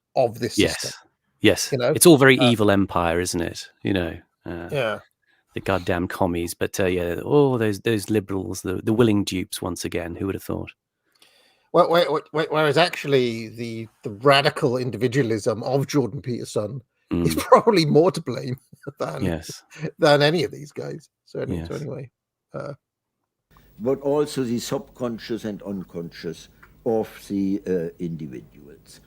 And this took place on a psychological basis by the controls and the manipulation of the unconscious primary drives which Freud stipulated. Think about it, dear American people out there. You hear him? You're all brainwashed, kiddies. You're all... I should mention Curtis has done something very skillful in the making of this documentary, which is that he's already given us Freud and he's already given us Bernays in the previous 2 parts. And now he's basically giving us the kind of culture discovering Bernays in a way, discovering what has been done by Bernays and by people like him in the 60s. So it's very clever the way he kind of builds on what he's already given us, because the audience The audience at home will know this by this point, And this is very interesting, and because this little clip here is another character that people should look into. This is Norman Mailer, and he's kind of fascinating. And there's a couple of things I wanted to mention about Norman Mailer. First of all, an entertaining factoid. Norman Mailer, he was struggling to pay his income tax at one point, and he appeared in an ad for Trump Airlines, and he was sitting next to boxing promoter Don King in an airplane set. He said that the ad producers had instructed them to engage in an argument as fog machines pumped smoke onto the set, creating a surrealistic mood. And the official slogan on the advert was, "You never know who you'll meet on Trump Airlines." And that was Mailer's idea that modern television was more theatre than substance. But the interesting thing he wrote about was commented on by Adam Curtis himself in one of his blogs. And I'll just, if I just read a couple of passages. Adam Curtis says, in 1957, Mailer had written an essay for Dissent magazine called The White Negro. In it, he had described how fears of nuclear annihilation had begun to produce a new kind of young alienated being in America. These hyper-individualists trusted only their own feelings and desires and refused to be part of any group or organization. And in black culture, Mailer said, they found their identity, the culture of the dangerous outsider. In the 1970s, the phenomenon that Mailer had identified grew massively, and as it did, the new cultural bohemians co-opted another outsider culture to give themselves further identity, the gay culture that had risen up in response to homosexual discrimination. And then in the 1980s, that bohemian individualism became the driving force that permitted consumer capitalism to reinvent itself, because it offered the ever-multiplying hipsters the objects through which to express their rebellious difference. Today, it is possible to argue that we have all become gay white Negroes. We all listen to edgy urban music, spend our time in the gym, go shopping and groom ourselves, take lots of drugs, have sex, and then spend the rest of the time talking to our friends about the impossibility of finding real love and connection in the world. Far from an expression of rebellion, it has become the conformity of our age. And if Mailer was right, that it was a sensibility originally born out of the existential fears of nuclear holocaust, then it lost its real radical purpose when the Cold War ended. So we're all gay white Negroes, according to Adam Curtis. That's on his blog. I'll post again links after the show. Amazing. Who was that actor who had a bit of controversy a while back? Pretty mainstream. It was like Adam Sandler or someone like that, who said, "Oh, I grew up wanting to be black." Right. Yeah. Who was it? I don't know who it was. No, I don't know who it was, but I sort of vaguely recall the Dissent you're talking about. Yeah, it was somebody like that, or one of these people called Seth. One of those, one of that set. But anyway, Ben Stiller. There we go. It was Ben. It's the homosexual youth wanting to go back to Fresh Prince, essentially.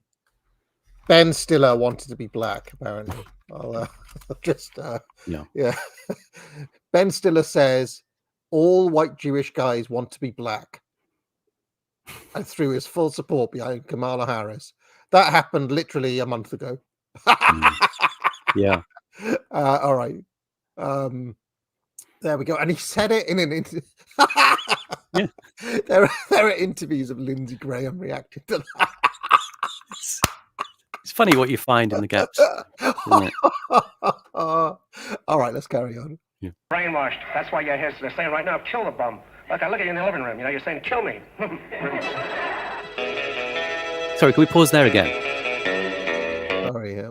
I'll just add one more comment there. That Mailer did write about brainwashing that he refers to there. Quote, one thing I noticed was how crude the Soviet brainwashing was. They would have signs that said, communism is vigor and loyalty. The kids would see it and hated it. So I think that ties into what you're saying there about these essential drives not being kind of honored by the reactionary system, and they're having to be expressed through counterculture. They represent something real. What's fascinating is how that really has not changed even now. Like the Russians today, I mean, yeah, Putin can give a good, monologue on Russian history or whatever, but in the conflict there with Ukraine, the propaganda battle, I mean, it's not even really been close, is it? The sophistication of the Western propaganda versus the. Mailer literally says this. He says, American advertising is more subtle. You get the sense of a powerful presence. There's a sense that you're not controlling your life. We're much more brainwashed than the Soviets ever were. The Soviet people were powerless to oppose the Soviet government, but they knew they did not like the people running their lives. But the corporate government does dominate us, does impinge on us, does run our lives, and has pulled off the greatest shell game in the history of shell games. Yes, and I mean, I've mentioned Evola a number of times. This is literally Evola's view of the threat to Europe from America and from Russia. He says, well, the Russians, they're brutes. They'll beat you over the head. But in a way, you can deal with that enemy because they're trying to kill you or whatever. Yeah. Whereas the American puts his arm around you, gives you a cup of poison basically, and slowly kills you. Yeah. Telling you that they're your friend, which is way more insidious. So Evola always maintained that America was the bigger threat to Europe or traditional Europe, as he called it, than the Russians were, because the Russians are just much more obvious as an enemy, And I talked about that a little bit in the video on Monday, which was a little bit of clickbait title, but Evola didn't really support the EU. I knew that, but I just thought it might be a way to get people to click. Anyway, let's carry on. Following the logic of Marcuse's argument, the new student left set out to attack this system of social control. It was summed up in the slogan, "There is a policeman inside all our heads. He must be destroyed." And that policeman was going to be destroyed by overthrowing the state and the corporations that had put him there. One group, the Weathermen, began a series of bomb attacks on companies that they said both controlled people's minds through consumer products and made the weapons being used in Vietnam.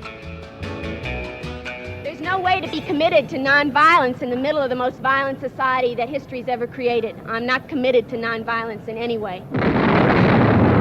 Sorry to pause it again. Yeah. Was this the inspiration for Fight Club?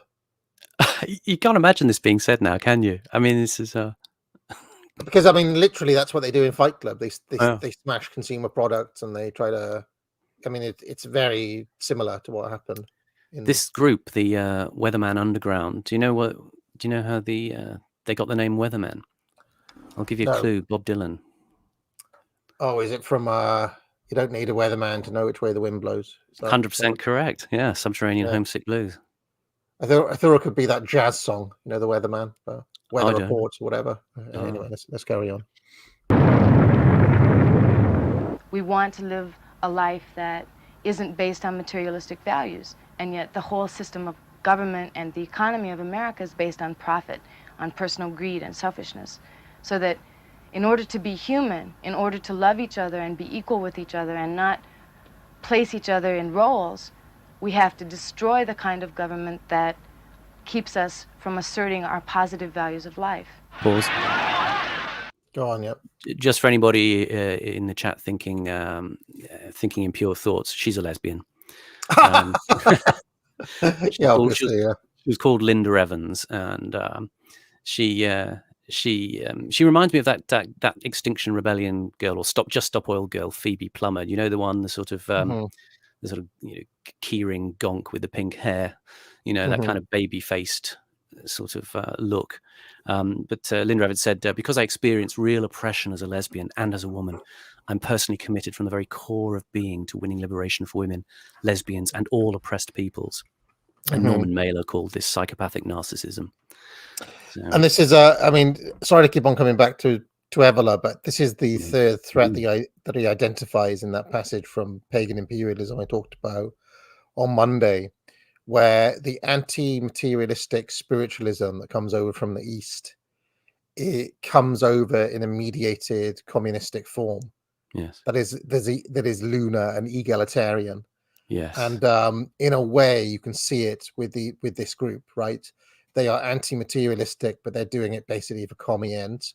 Yes. So it's not to restore the order of a traditional hierarchical society, as Evola would want. It is basically to smash all, it's to bring about the John Lennon world, basically. Yeah.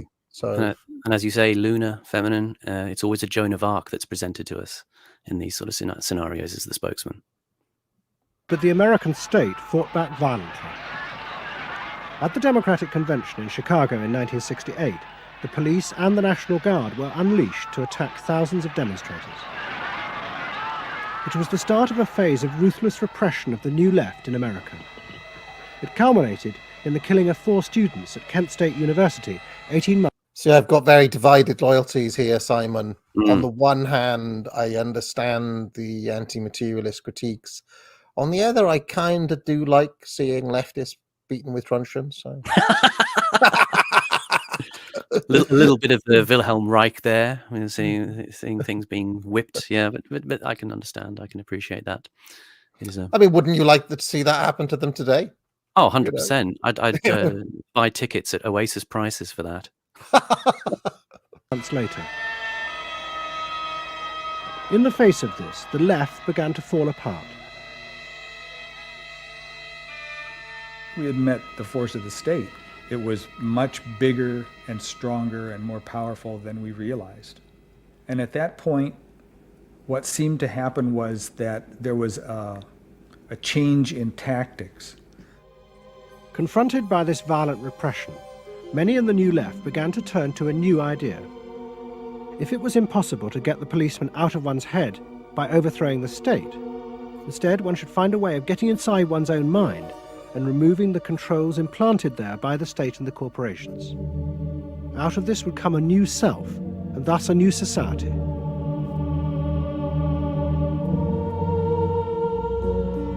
People who had been politically active were persuaded that if they could change themselves and be healthy individuals, and if a movement grew up just aimed at people changing themselves, then at some point all that positive change going on, well, you could say quantity would become quality, and there would be a sort of a spontaneous transformation of society. Is this a populist delusion I'm hearing? Seems very populist delusion to me. But political activism was not required. It's about making a new you, that if enough people changed the way they were, that the society would change. So the personal became political? Yes, the personal became political. Without changing the personal, you didn't stand a chance of changing the political. Coming up against the state power of the United States was not an option. Fast forward 60 years and he's got like a kind of ball gag in his mouth and a rainbow dildo in his hand with a Disney hat on, you know, cheering on the latest slop served up by corporations. I mean, it is remarkable. I mean, the thing is that I always reject the idea that the leftists in any way won, Simon. I think the leftists were just crushed and spat out by the system. I don't think they changed the system. I think the system just fully internalized and kind of dissipated anything that was radical in any of them to the point where it was, you know, well, you know the world we live in today. I don't need to explain it to you. And everything they've done is a sort of series of copes from this point onward, perhaps. Yeah, I mean, in a way, everything after 1968 is just kind of boomer disillusionment with coming to terms with the fact that they are now the man type thing. They became the man. You know? Yeah. I mean, again, it's very much going back to, you know, our old friend Freud and his idea of the personality. What they're talking about here is the idea of personal autonomy is equated with releasing the id, that disruptive, primordial, energetic force. And they're kind of sort of smuggling it in under the guise that this is being projected outwardly for social change. But a lot of it, like you say, it does kind of smack of unresolved childhood angst. You know, I'm angry at my dad. I'm angry at having boundaries or constraints, you know, the constrained vision, you know, and there's a desire to sort of affront order and cohesion without, as I said earlier, embracing things that end, things that change, you know, experience and consequences. It's all their libidinal forces, if you like. They remain kind of frozen and unchallenged and celebrated in this way, in this progressive politics. So they have to go internal, you know, before they can begin to re-manifest. But it's kind of a way of saying I'm going to resist experience and the fruits of life and change, and retain this kind of childlike anger inside. I'm just sort of crudely giving a sort of Freudian view. So, Simon, should I let my daughter go to the circus tonight, or should I stick to my guns? Or if I don't let her go to the circus tonight, is she gonna have like a kind of 1960s style rebellion? Didn't let me go to the circus that time, you know. Well, this is the thing: is she going to become a radicalized individual after this in order to overthrow the sinister father? Who knows? I think you have to be consistent, and I don't know. I mean, I don't your know heart is melting. I can feel it. I don't know if it's old-fashioned or whatever, but I feel that she gains a sense of comfort from the fact that you're just saying, like, no, he's made his decision, he's stuck to it. Yeah, I think there's a comfort in that for children, even if they are upset in the moment or whatever. I think there's a sense of security that comes with it. Whereas if I just gave in, that would be, in a strange way, a loss of those stabilizing elements that create the structure of the world of a child. Children subconsciously want boundaries and guidance and a sense of stability, and unfortunately, that is a thing that kind of got lost in the last 50, 60 years. I mean, I remember I had friends. I'm Gen X. My friends were having babies in the late 90s, and I was talking to them about child raising at that time, and they were saying things like, well, we're going to treat our children like little adults. And I'd sort of argue with them and say, well, they're not formed as adults. They don't have the conceptions of self-regulation that adults have. But they thought this is the kind of liberal nostrum of living in London at the time, that the best way was to treat the children as equals. Yeah, so this Montessori bollocks, isn't it? It's all this kind of it's this kind of like self-taught learning and all this sort of stuff. It's like, well, I mean, again, I keep on coming back to Evola, but his essay on the Montessori schools is one of the funniest things you'll ever read, because his complete sense of like what you're going to let the child who knows nothing teach themselves, child-centered learning and all of that stuff. He's like, what about the idea of the maestro?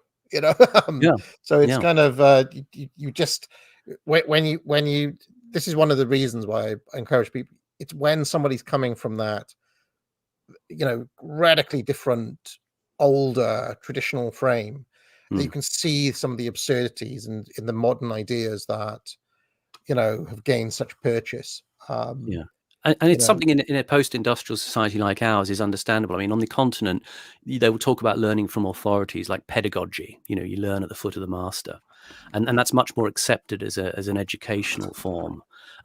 But in Britain, of course, it's a case of the nearest analogy for the empiricist British mind is going to be the apprentice. You're apprentice to someone older, an authority, someone who teaches you. And of course, if you destroy industry, you've got no more sense of the apprentice. So you have children brought up in this radically destabilized society with these kind of sort of modish liberal ideas about giving them an equal status in a hierarchy that is functionally necessary. Children cannot, again, as many people say, they're not your friends, your mum and dad, they're your parents. Exactly. And I think this is one of those things that is actually gradually being lost, because the purchase of this kind of soft parenting bullshit is pretty prevalent at the moment. It's getting to the point where, a child could be, back when I was a kid, a child would misbehave and some other adult will tell them off, right? Yeah. Not now, if you do that, you'll get like funny looks and things like that. Oh, you'll be on remand in Brixton by tea time. but these situations keep on coming up where, I've told you about the gravestones that the kids play on and disrespect, and my Mrs. AA keeps on getting into altercations with the various Eastern Europeans. But she's like, well, they'd never dream of doing that in Poland. They'd never dream of doing it there. So why are they doing it here? So there's a kind of I don't know, but it's like the other people looking on. How do they react? And do they react in a judgmental way to the person who's enforcing some sense of boundaries, or do they support them? And increasingly, some of those other parents will not support in those sort of scenarios. Just as you can see people being stabbed on a train and everybody just sits there watching. Yeah. You know, I mean, it's that thing of what we're not talking about here is parenting as advocating a sort of, paternal tyranny. That parenting is modeling behavior for children with enforced regulation so that they can then self-regulate. So they become, in a sense, an actualized individual of a proper kind, that they're not these hopeless, dependent, neurotic kind of examples that are beginning to clog up society. Yeah, exactly. Yes. So for all these reasons, AAA is not going to the circus tonight. End of story. I mean, they outgunned us. And to produce the new self, they turned to the ideas and techniques of Wilhelm Reich. Since his death, a small group of psychotherapists have been developing techniques based on Reich's ideas. Their aim was to invent ways that would allow individuals to free themselves from the controls implanted in their minds by society. Their center was a tiny old motel on the remote coast of California. It was called the Esalen Institute. The dominant figure at Esalen was a psychoanalyst called Fritz Perls. Perls had been trained by Reich and had developed a form of group encounter in which he pushed individuals to publicly express the feelings inside them that society had said were dangerous and should be repressed. It's a basic fear of that thing inside me, like a little demon in there. It doesn't come out very often. It's really hard to get it out. Now put the thing inside you on that chair and talk to it. Perls used to call this getting on the hot seat in front of a group. If this were the hot seat and you were Perls, and you would guide me into this process of self-enactment, self-revelation, of staying present to all the parts of yourself and noticing it, and then taking ownership of this. As the demon? Yeah. Yes, I can come out. I can come right out of him, and I can push him aside. So that say you. I can push you aside. Yeah. Be the demon with each one of us. I can make you all cry. I can make you all feel terrible. Maybe even forever. I can make this mouth here, do things and say things. I can almost destroy anyone, each one of you, if I get out. There isn't one of you that I would spare. Not even you. Yeah. How do you feel now? I feel better. I feel very honest. Yeah. And you notice the increase of power. In other words, taking ownership of who you are and how you act and how you feel. Your whole being in the world.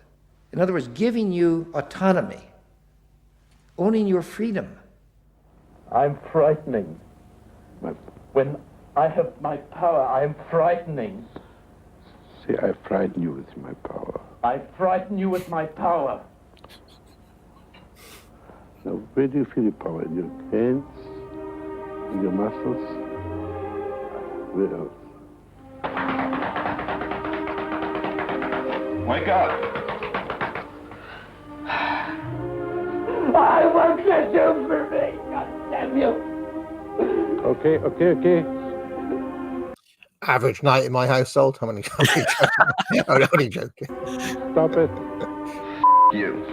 It was not phony movement. That's what I wanted to do, and I did it. What Perls and others working at Esalen believed was that they were creating ways that allowed individuals to express their true inner selves. I want them them to applaud for me. Out of this, they believed, would come new autonomous beings free of social conditioning. To the left, defeated in the wake of Chicago, it was an enormously attractive idea. These techniques could be used to unleash a new, powerful self, strong enough to overthrow the old order. Pause.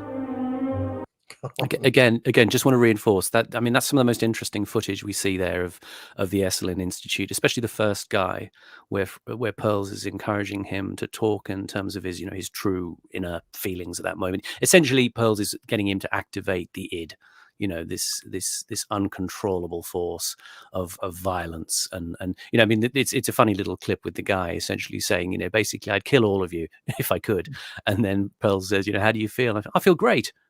So it's this idea of personal autonomy again. It's equated with releasing the id. This goes on to inform the hippies. This goes on to inform the sort of leftist activist movements. This is the force of agitation that is expressed in people. I mean, George Bernard Shaw had a famous saying. He said, "The reasonable man adapts himself to the world. The unreasonable man persists in trying to adapt the world to himself. Therefore, all progress depends on the unreasonable man." And that's coming from George Bernard Shaw. He's a bit of a socialist, if you didn't know. But this becomes the motor of saying that my true self is expressed in these uncontrollable childlike rages and sexual impulses. And that is the force with which we're going to reconstruct the world. And it's the world that has to change, not me.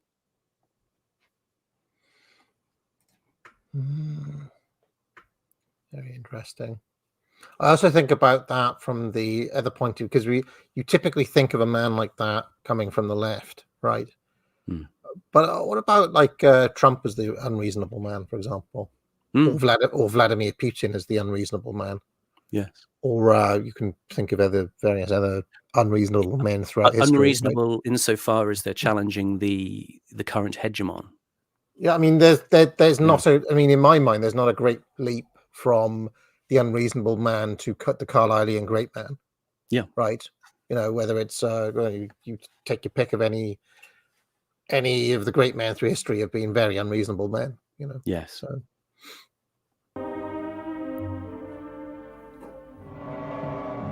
In the late 60s and early 70s, thousands flocked to Esalen.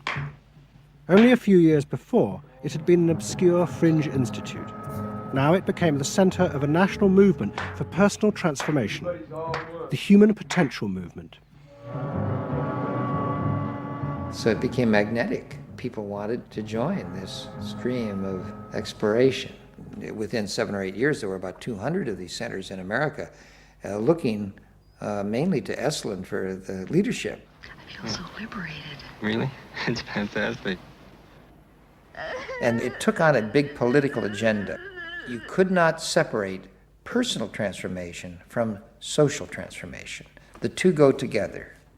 As the movement grew, the leaders of Esalen decided to try and use their techniques to solve social problems. They began with racism. They organized an encounter group for white and black radicals. Here we go. This is interesting. Both groups would be encouraged to express. This is one of the things I remember from watching this years ago. It's stuck with me, Yeah, the challenge to liberal relativism. Yeah. Feelings which had been instilled in them by society. By doing this, they would transcend those feelings and encounter each other as individuals. I started a series of encounters called Racial Confrontation as Transcendental Experience. We thought that we wanted to get that kind of black-white confrontation so you could really... Did you, George Leonard? Interesting. Get down to see what was between the two races, not by backing off and trying to be polite, but by going right into the belly of the beast, of this beast of racial prejudice. And these were extremely dramatic. These were the toughest workshops ever convened at Esalen Institute. I'm looking at you, Whitey. You got clothes on. You got shoes on. You're so sure looking at me, huh? You got the goddamn police in the neighborhood. And reader, in 50 years' time, this would be the entirety of American culture. It's just a white man being shouted at by a figure like this. Really? They're not my... You got a governor, you got a mayor. Oh, really? You got the president. You got ambassadors. You can vote too. You got deaths in Vietnam. That's the benefits of slave labor. You got building skyscrapers that you dominate and control economically and politically. And tell me that it's not yours. It's yours too. Then the blacks all got together and attacked the whites. And they just let us have it. What they call it was peeping somebody. Peeping somebody means peeping into their secrets, into their phoniness and so forth. Like the white liberal. Oh, they really got onto the white liberal, you know. So don't give me no shit about I'm free. You're a goddamn liar, you white pink son of a bitch, you. Yeah, I wanna know what you came down here for. You want a black buck, huh? Yep. You looking for a stud? Huh? Well, what did you come here for? You're sitting there with your legs all gap wide open, showing your drawers. Now, what'd you come here for? The black-white encounter groups were a disaster. The black radicals saw it as an insidious attempt to destroy their power. By trying to turn them into liberated individuals, Esalen was removing the one thing that gave them power and confidence in their struggle against racism, their collective identity as blacks. Extremely interesting, isn't it, Simon?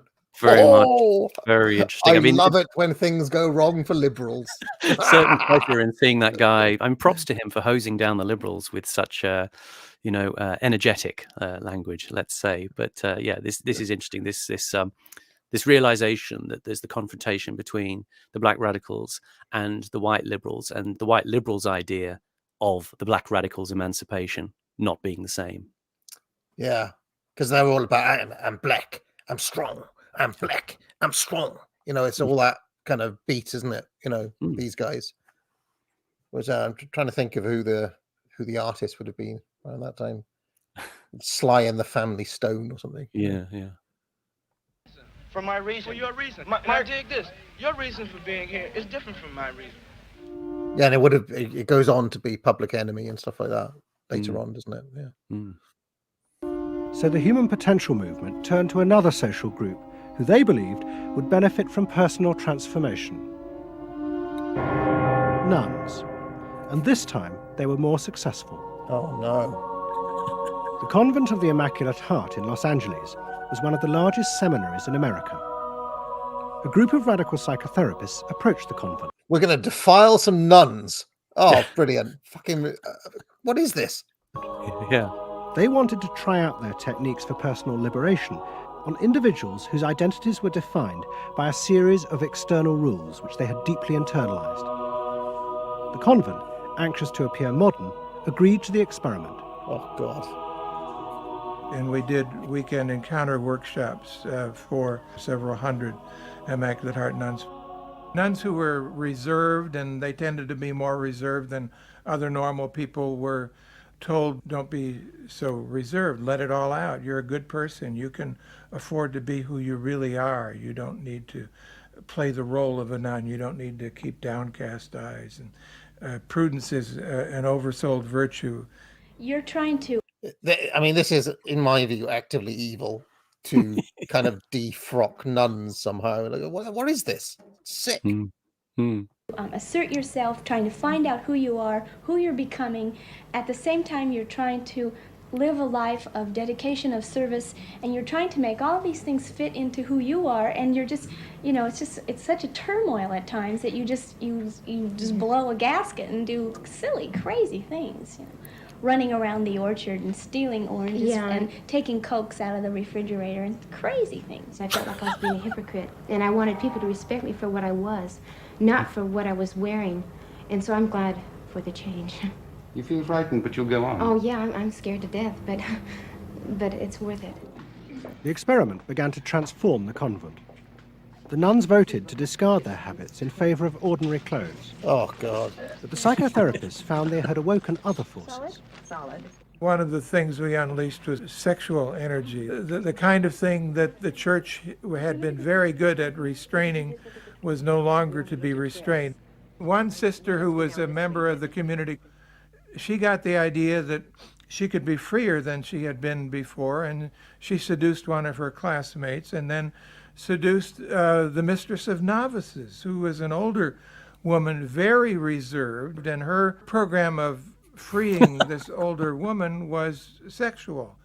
She drove her to the store, and when they drove back and drove into the garage, she leaned over and gave her a big kiss on the lips. And thereafter, Sister, who had perhaps never been kissed before, was ready for more. The effect of the experiment on the convent was cataclysmic. Within a year, 300 nuns, more than half the convent, petitioned the Vatican to be released from their vows. And 6 months later, the convent closed its doors. The Vatican should have sued these people for huge money. I mean, this is sick. This is, I mean, this seems like borderline criminal to me to do this. You know. Anyway, all that was left was a small group of nuns. I do find it interesting, though, on another level, how they go from like nuns to like randy lesbians. You know, do not pass go, do not like you know, 100 miles an hour. You know, and there may be something to that. You know, there may be like a kind of moral horseshoe theory or something. Well, there's an interesting flip side to this, isn't there? On the one hand, yes, you can see it's the dissolution and corruption of a if you like a principled metaphysical community that is exposed to this sort of virus of modernity and you know this post-Freudian sexual liberation reaching into people's true feelings.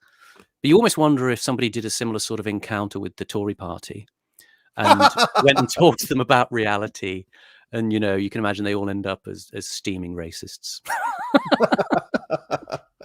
Interesting, very interesting.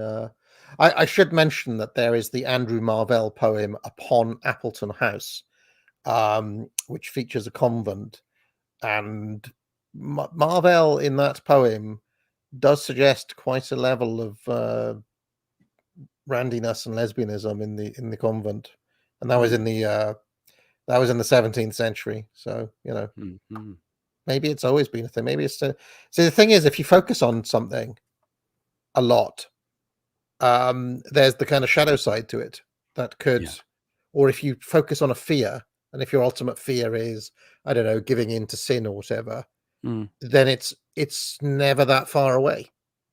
So it's kind of, it's one of those strange aspects of life that you know, in a way these nuns could have been closer to all of this than a normal person would have been, because it's on their mind all the time. That makes sense. So yeah. But they had become radical lesbian nuns. The rest gave up the religious life.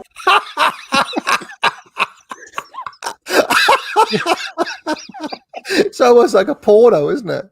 Radical lesbian nuns. When you look back just a few minutes ago to the footage of those two young nuns being interviewed, and again they have a similar face to Linda Evans of the Weathermen, don't they? They have that sort of slightly babyish, but they're sort of, you can see that they're completely cerebrally activated by this prospect of this new knowledge sweeping over them. You could see they are going to become the insufferable lesbian radical students with the pink hair, you know.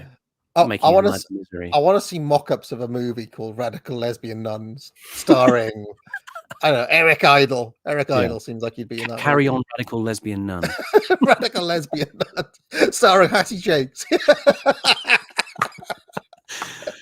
With Joan Sims. And, Sid James is the Pope. Yeah. Hello, sister. Oh, dear. Ooh. They gave up being nuns. They did, yeah. They became persons. Stop there again. By the late 60s. Just that one line that rang out to me. Again, something there about this sort of dishonesty involved. They became persons. Seems very reductive. They always were persons. You know, they just were persons who were following a dedication, you know, a vocation. They weren't incomplete. But again, this is the Boomer Truth frame. You are incomplete if you haven't plumbed these depths and you know, wrung out your internal plumbing of guilt and sexual, you know, energy in public. You know, they are still persons. Sorry. I'm still plotting out radical lesbian nun. Maybe this could be a Frankie Howard vehicle or something. Oh yes, he'd be a cardinal or something, I think. Yeah, you can just see them. You can just see them all, can't you? Oh yeah. Anyway, Babs Windsor as a novice. Yeah, barely contained radical lesbianism from the start. Yeah, yeah. Oh dear, oh dear. The idea of self-exploration was spreading rapidly in America. Encounter groups became the center of what was seen as a radical alternative culture based on the development of the self, free of a corrupt capitalist culture. We just want the freedom to be ourselves, and that's for love, for experience, positive way of life. We don't say that you're wrong. We just want to be free to be what we want to be, or what we find ourselves to be, as we continue to search ourselves. And it was beginning to have a serious effect on corporate America, because these new selves were not behaving as predictable consumers. The life insurance industry in particular was concerned that fewer and fewer college students were buying life insurance when they left university. They asked Daniel Yankelovich, America's leading market researcher, to investigate. He had studied psychoanalysis. The life insurance business, more than any other business at the time, was built on the Protestant ethic. You only bought life insurance if you were a person who sacrificed for the future. If you lived in the present, you had no need for life insurance. So they had some sense that maybe the sort of core values of the Protestant ethic were being challenged by some of these new values that were beginning to appear. And I was really astonished at what I found. The conventional interpretation, the dominant interpretation, was that it had to do with political radicalism. But, you know, it was clear to us that that was a mask, a cover. The core of it had to do with self-expressiveness. That this preoccupation with the self and the inner self, that was what was so important to people, the ability to be self-expressive. And this is what the central thesis of Boomer Truth Regime, Simon, is that the ultimate good is unlimited individual self-expression with no constraints whatsoever. You know. Yes, the reaction to Freud's repression is to internalize the rebellion. Wow, what a feeling! 300 miles to go. We're out of sight. Yankelovich began to track the growth and behavior of these new expressive selves. What he told the corporations was that these new beings were consumers, but they no longer wanted anything that would place them within the narrow strata of American society. Instead, what they wanted were products that would express their individuality, their difference in a conformist world. The very things... Like, for example, an album by Pink Floyd, perhaps. Absolutely. Make me an individual. I'm an individual because I listen to Pink Floyd too. That US corporations did not make. Products have always had an emotional meaning. What was new was individuality. The idea that this product expresses me, and whether it was a small European car, the particular music system, Relaxation. your presentation of self, your clothing. For immediate energy from our muscles and relaxation. These become ways in which people can spend their money in order to say to the world who they are. But the manufacturers, they had no idea of what was going on, really, with consumers and in the market at large. Major advertising companies set up what they called operating groups to try and work out how to appeal to these new individuals. The head of one agency sent a memo to all staff. We must conform, he told them, to the new non-conformists. That's a brilliant line. We must listen to the music of Bobby Dylan and go to the theatre more. But the problem was, few of the self-expressive individuals would take part in focus groups. The advertisers were left to their own devices. There's a new cereal that tastes so right. Makes you dance, it's a way out of sight. It's tasty little squares of malted wheat. It's crispy and it's crunchy and it tastes so neat. Faster though. That's what I'm saying. Use a folk rock with more rock than folk. And there was an even more serious problem. To make products for people who wanted to express themselves would mean creating variety. But the systems of mass production that had been developed in America were only profitable if they made large numbers of the same objects. This had fitted perfectly with the limited range of desires of a conformist society. The expressive self threatened this whole system of manufacture. And the threat was about to grow rapidly. Go! Because an entrepreneur had invented a way of mass-producing this new independent self.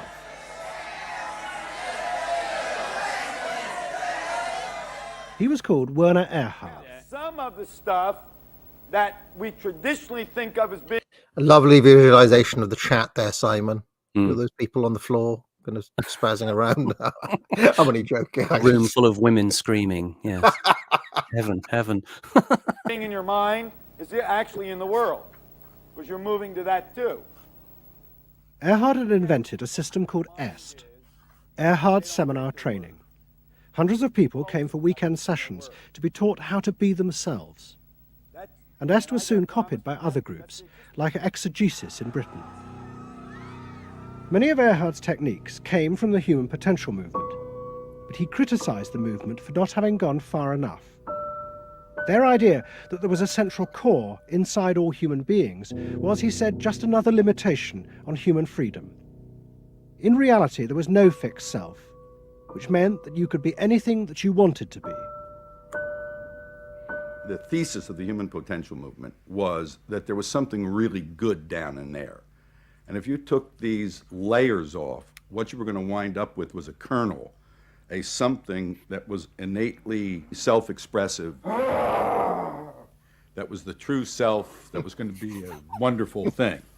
In actuality, you found people who'd gone to the last layer and took off the last layer and found that what was left was nothing. All right, push! Move! Do it! The EST sessions were intense and often brutal.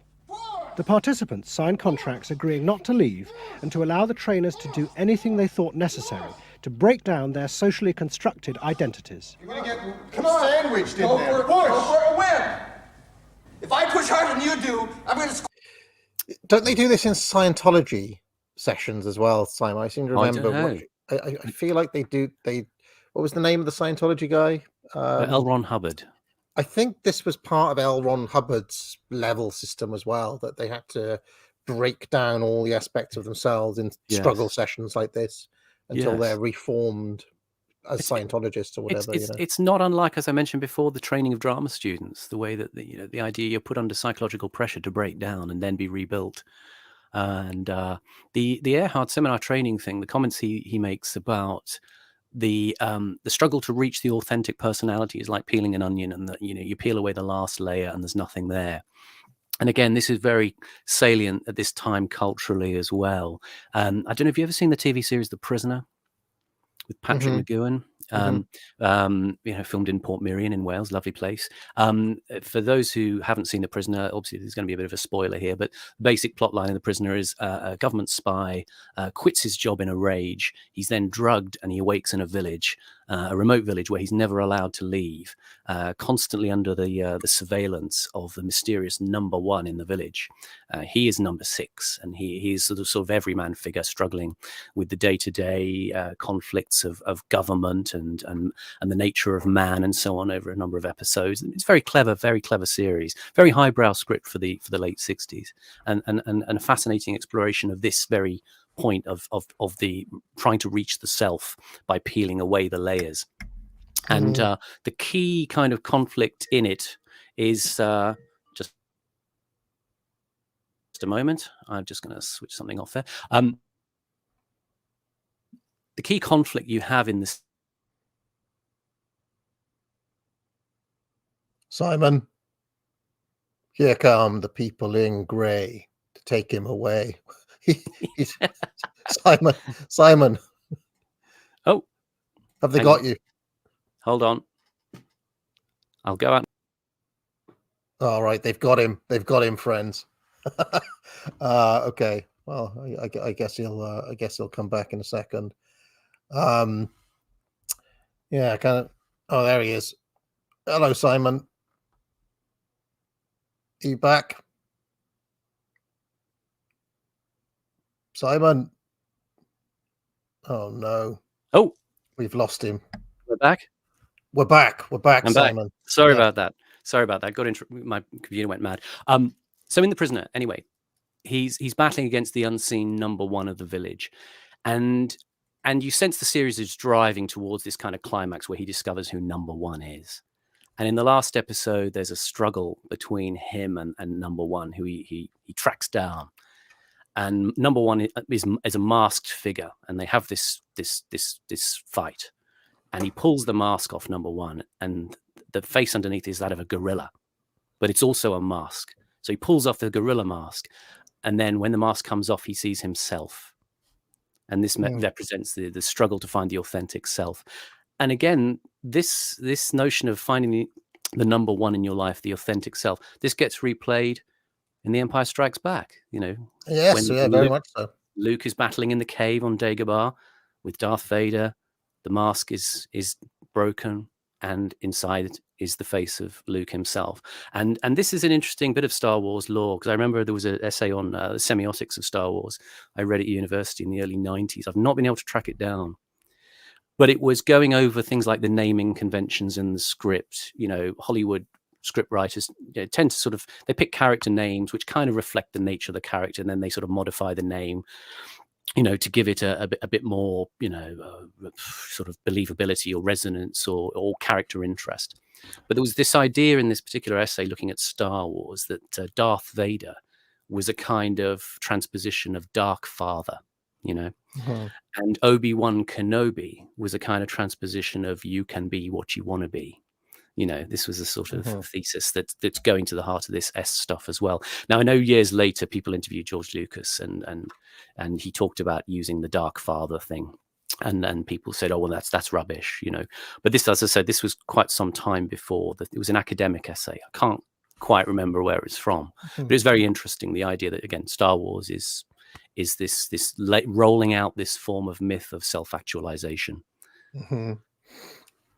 It's interesting you mentioned the actors, and I hate to keep on bringing things back to Carry On. It's just on my mind at the moment. One of the things I was unable to get into in the documentary thing that I made, the hour-long video that I've made, is a lot of the private lives of the Carry Oners, right? Kenneth Williams and Joan Sims and so on. And but one of the recurring, all of them had really tragic lives, Simon, right? Yeah. But one of the recurring patterns is them becoming their own caricatures, right? And in the case of Kenneth Williams, he kept diaries, his own diaries, where he was self-aware. He was aware that he was becoming that guy who just went on talk shows and told the same old tired stories again and again and again.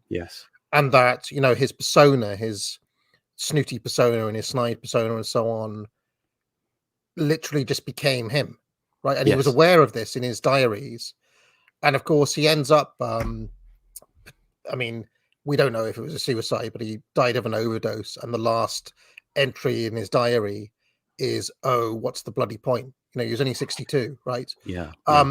But there's this sense where all of them, in their own various ways, I mean, it happens with Sims and Hattie Jakes and all the other ones as well, are having this struggle with with realizing that the kind of cartoon character version of themselves is literally how they come to see themselves and literally who they are in the end, which is really kind of quite dark, but also grapples with this essential problem that we're talking about here. It's quite Baudrillardian, isn't it? You know, they live in a hyper reality, a version of themselves, not based on themselves, but in one in which they're trapped. Yes, and this also, I mean, without getting too off the track here, this is also one way of reading Othello, that he has no internal self. His entire sense of himself is externally constructed, and at the center of it is nothing really, and that's why his character so quickly falls apart when it's given a little bit of pressure by Iago. But anyway, let's carry on. Squash you. So you better push fast. Now, hard, do it. That's it, do it again. Push, good. Again. Yes. The real point to the S training was to go down through layer after layer after layer after layer until you got to the last layer and peeled it off. So sorry to keep on pausing it, Simon, but I got this idea that you get down to the last layer of me, and it's just Sarah from the Labyrinth. You get, that's all it is. It's actually, I'm a 12-year-old Jennifer Connelly. There you go. Yeah, the mask underneath the academic agent is Sarah from the Labyrinth. That's great. The recognition was that it's really all meaningless and empty.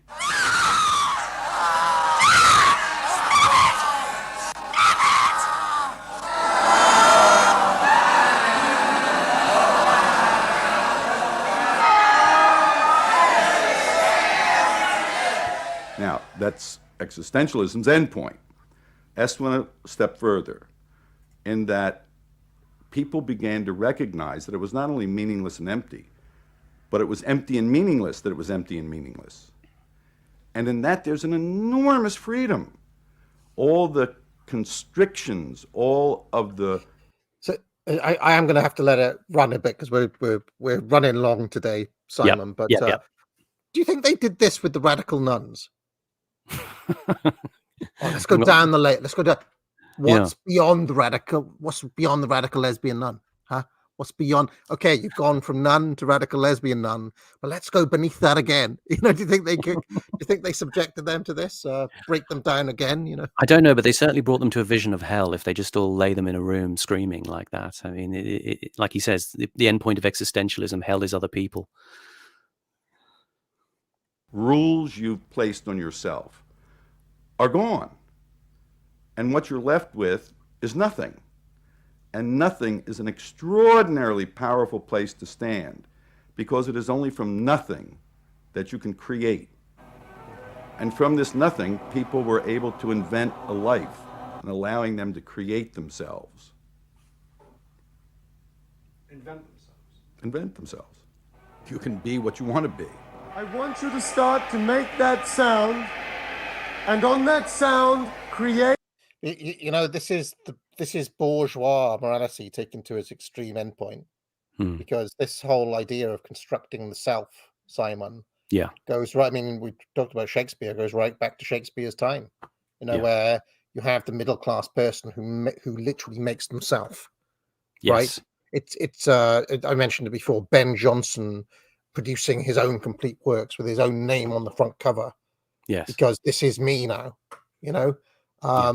So this actually goes right to the heart of this kind of bourgeois mode. So how would it ever not end up here? Because if you know, if what you are is what you make, then why not? Would be the real question. That's what I ask you, Jordan Peterson. Yeah, the reification of the personality. I mean, I just don't see what the kind of the defense of the James Lindsay types would be against any of this stuff. They would have to, if they took their own ideas to their logical extreme endpoints, say, actually, there's nothing wrong with all of this. Yeah. This should happen, you know. And people, the world, the way you want to create it. What Earhart did was to say that only the individual matters, that there is no societal concern, that you living a fulfilled life is all you need be concerned about. Est people came out of those trainings feeling that... I mean, this is also Thatcherism, Simon. It's also Reaganism, right? And this is the kind of the missing link. A lot of times people don't draw between all of this stuff and the kind of libertarian stuff, because it's literally the same. It's the same philosophy, just in a different mode. That's all. Yeah, and then the free market is the conduit for that. This is another thing that Curtis talks about in one of his articles, interviews. He says this is the genius of what happened with computer networks using feedback loops, pattern matching, and pattern recognition. Those systems can understand us quite simply. He's talking about the modern iteration of capitalism. That we are far more similar to each other than we might think. That my desire for an iPhone as a way of expressing my identity is mirrored by millions of other people who feel exactly the same. We're not actually that individualistic. We're very similar to each other, and computers know that dirty secret. So, management by the algorithm. Who was it who said that, Simon? That was Alan Curtis himself in one of his interviews. Oh, fantastic. Yeah, very interesting. He says it's a wonderful way of managing the world. It allows us to feel like we're still individuals. Well, there's a lot of truth to that. And you see, this is something I've always railed against. It's the, it's like the one kid dyes their hair blue, and then everybody does, to show how individual they are. But now everybody's got blue hair, type thing. Or, I mean, when I was a teenager, it was all the goth stuff, wearing the long Matrix jacket and all of that. That's right. But, I mean, it only works if only one person does it, right? If everybody does it, then it ceases to be. It ceases to be, Anyway, let's carry on. It wasn't selfish to think about yourself. It was your highest duty. So kiss me and smile for me. Tell me. No, I wasn't a bloody goth, as if. So bloody stupid. Of course I wasn't. I was the true radical individual, stubbornly not doing any of that stuff forever. I've always hated badge wearing. I've always hated the idea of a badge. So I've, to be, you see, this is the thing, is that even the rejection of it is in itself trapped in the mode of trying to be it, Yeah, so makes you the unique and special individual you are. I mean, there's no way out of this. No. Infinite snowflakes is what we've got. That you'll wait for me, hold me like you never let me go. The training is 2 weekends, and it was quite an incredible experience in my life. You see, this is what I was trying to get at in the Oasis video yesterday, Simon, is that if you then come to terms with the fact that people are not individuals and what they actually crave is a sense of belonging and a sense of being the same, then actually it's the Oasis that you need to celebrate and not the Blur. You understand what I'm saying? Yes. So in a way, I'm currently on an arc where I'm leaning into, stuff for the masses made with the sensibilities of the masses in mind. Well, this is a good moment when you're talking about vernacular and demotic culture. There's an interesting social and cultural commentator called Peter York. He was famous for doing what's called the Sloane Ranger Handbook back in the early 80s, when there was a fascination with Princess Diana, and the kind of style guide for that was what he did. And he did a later thing, a series called The 80s, Peter York's The 80s. It was on TV in about 1996 or something. Very good series. But in that series, he worked towards a lot of what this stuff we're seeing is working towards, which was the commodification of desire into your personality and how you present yourself. And he writes very interestingly about a certain David Bowie. And he says, I'll just read a short passage. But then David was different too. David was good, bad, dreadful, beautiful. David didn't just dress up. David recreated himself on a regular basis. This was the one vitiating thing about Brian. He was art school, but he was art school clever. Sometimes the calculation showed a bit too much. And that's very akin to your sort of differentiation between, Oasis and Blur. Yes. And he says about Bowie later, he says his credibility was always in question. The line was, Bowie's a plagiarist, a poseur, a packager. His music is soundtrack music, not the life-giving musical essence. Bowie's only in it for fame and manipulation. Like Brian Ferry's ironical semi-croon, Bowie's voice was always acting. He said at the time, "I've caused quite enough rumpus for someone who's not even convinced he's a good musician," says Bowie. "I've always been a screenwriter. My songs have always just been practice for scripts." And he talks further about Bowie. He says that the Bowie, blah, blah, blah. People loved him and they put him on a pedestal too. The look was a way of life. It had to be.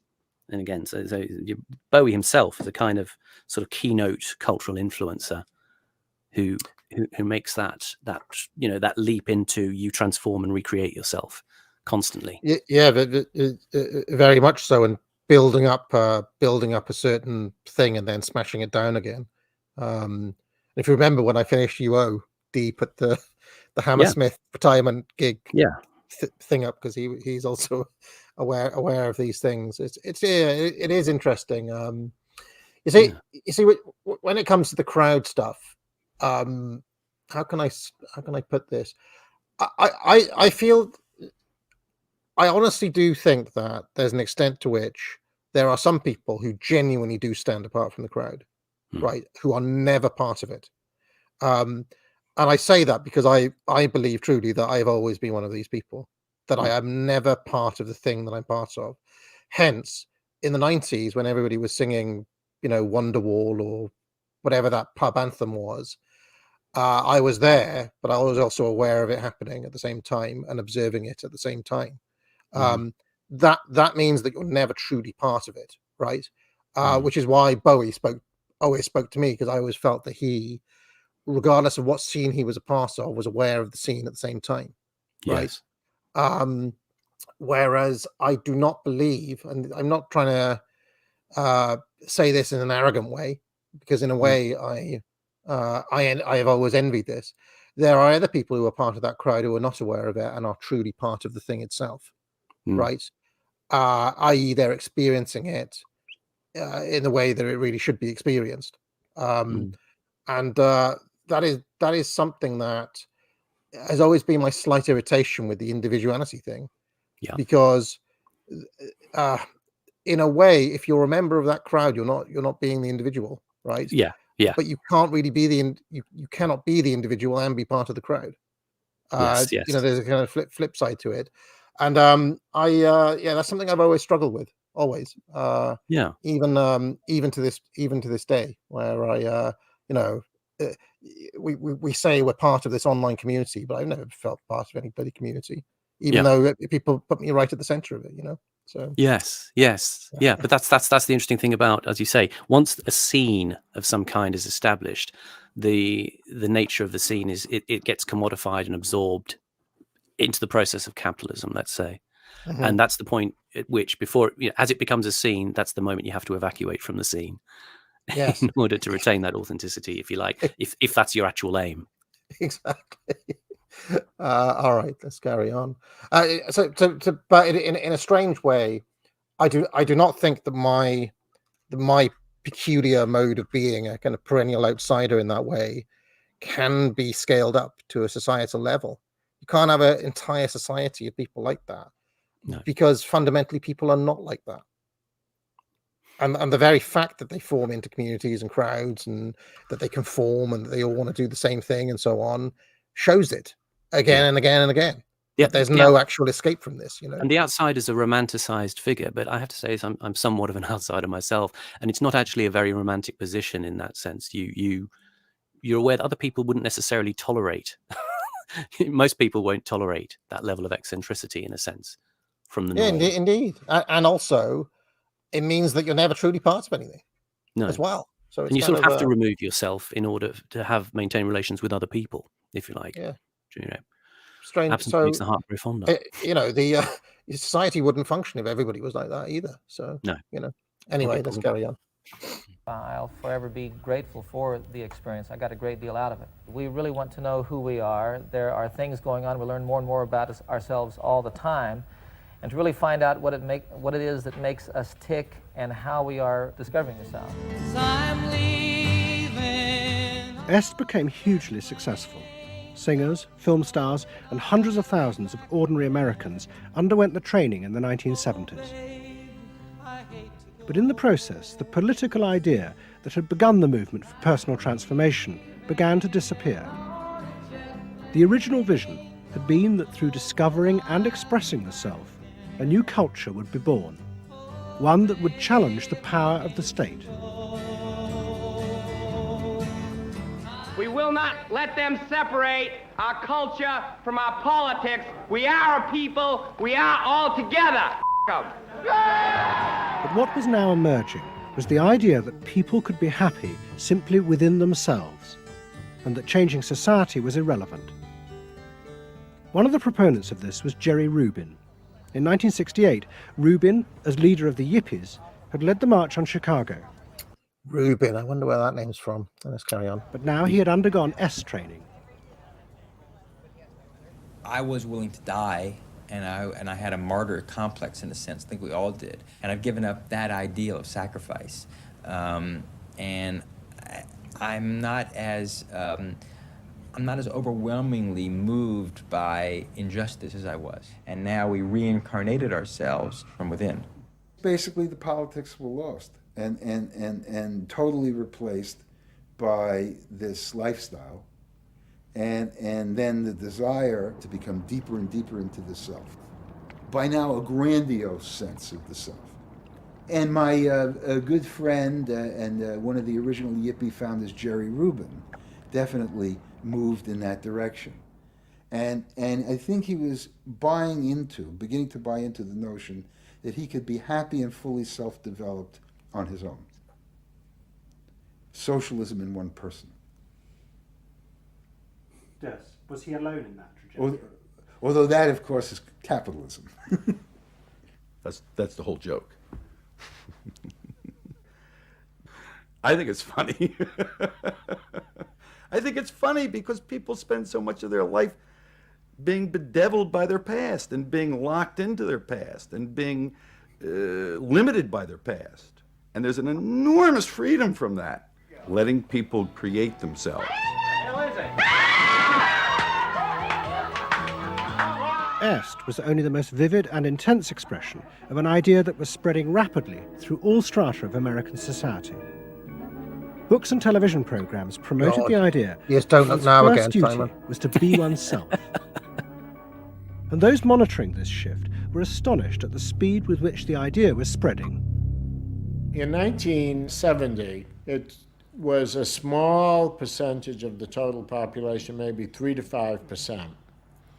By 1980, it had spread to the vast majority of... You know, that clip is probably going to get this video age restricted, probably, if I had to guess.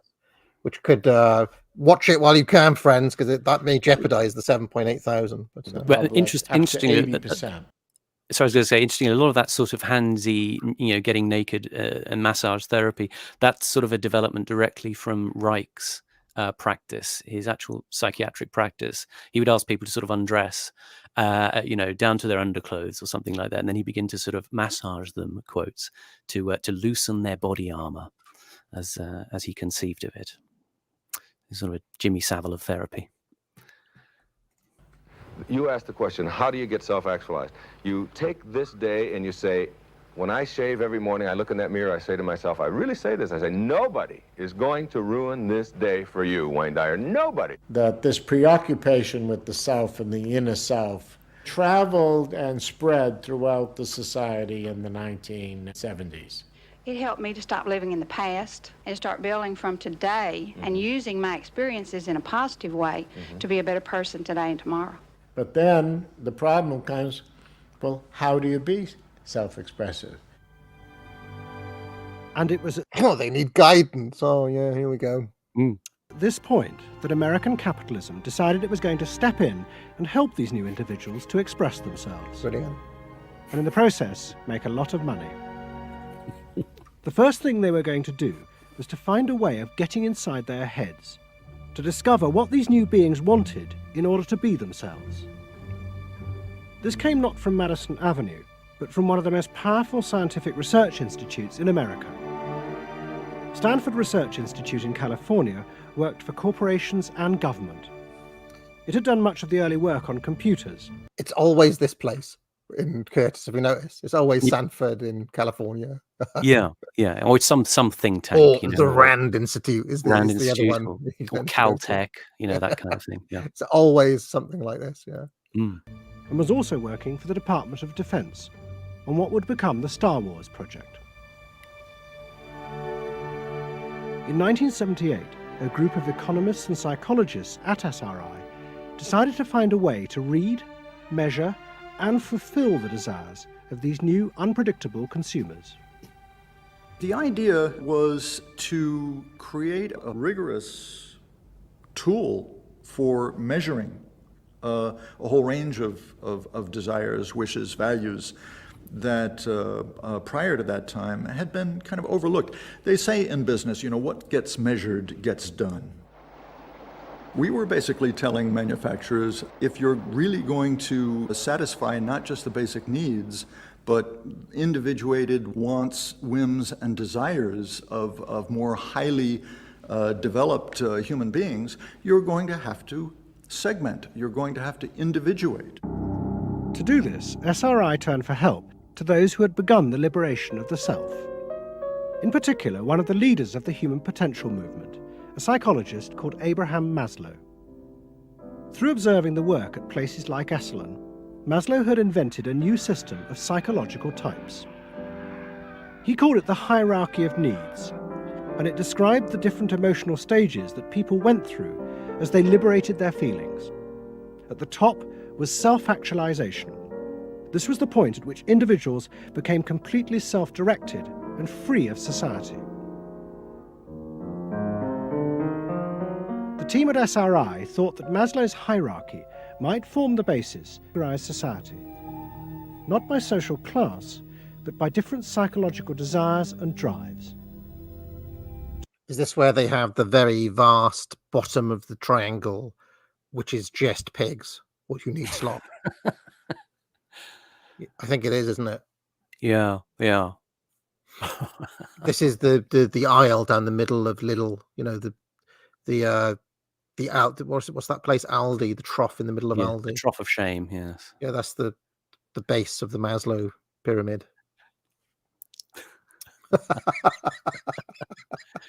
What's at the very top, Simon? Is it me and you doing these streams? Is me and you on Adam Curtis the very top of Maslow's hierarchy? Transcendence, yeah, exactly. Just people in the audience who don't know, Maslow's hierarchy of needs, a series of tiers of psychological goals, if you like, or physical goals that have to be met in order for a being to sort of function in a psychologically optimal way. Starting from, you know, the basic needs of, you know, food and water and shelter and all of those sorts of things, and working their way up to full self-actualization and, you know, transcendence, you know, contact with the numinous, whatever you might think that is. Yeah, ultimate self-expression and self-realization. We should say that God or a higher power is above us, but only barely. I'm only joking. I'm only joking, people. Or is he? You see, this is the thing. We encounter this every stream. We've confronted a lot of things on this stream, Simon. Ourselves, society. It's been quite wide-ranging. There's no escape. To test this, they designed a huge question. Kenneth Williams. Radical lesbian nuns. Questionnaire with hundreds of questions about how people saw themselves, their inner values. The questions were designed to see whether people fitted into Maslow's categories.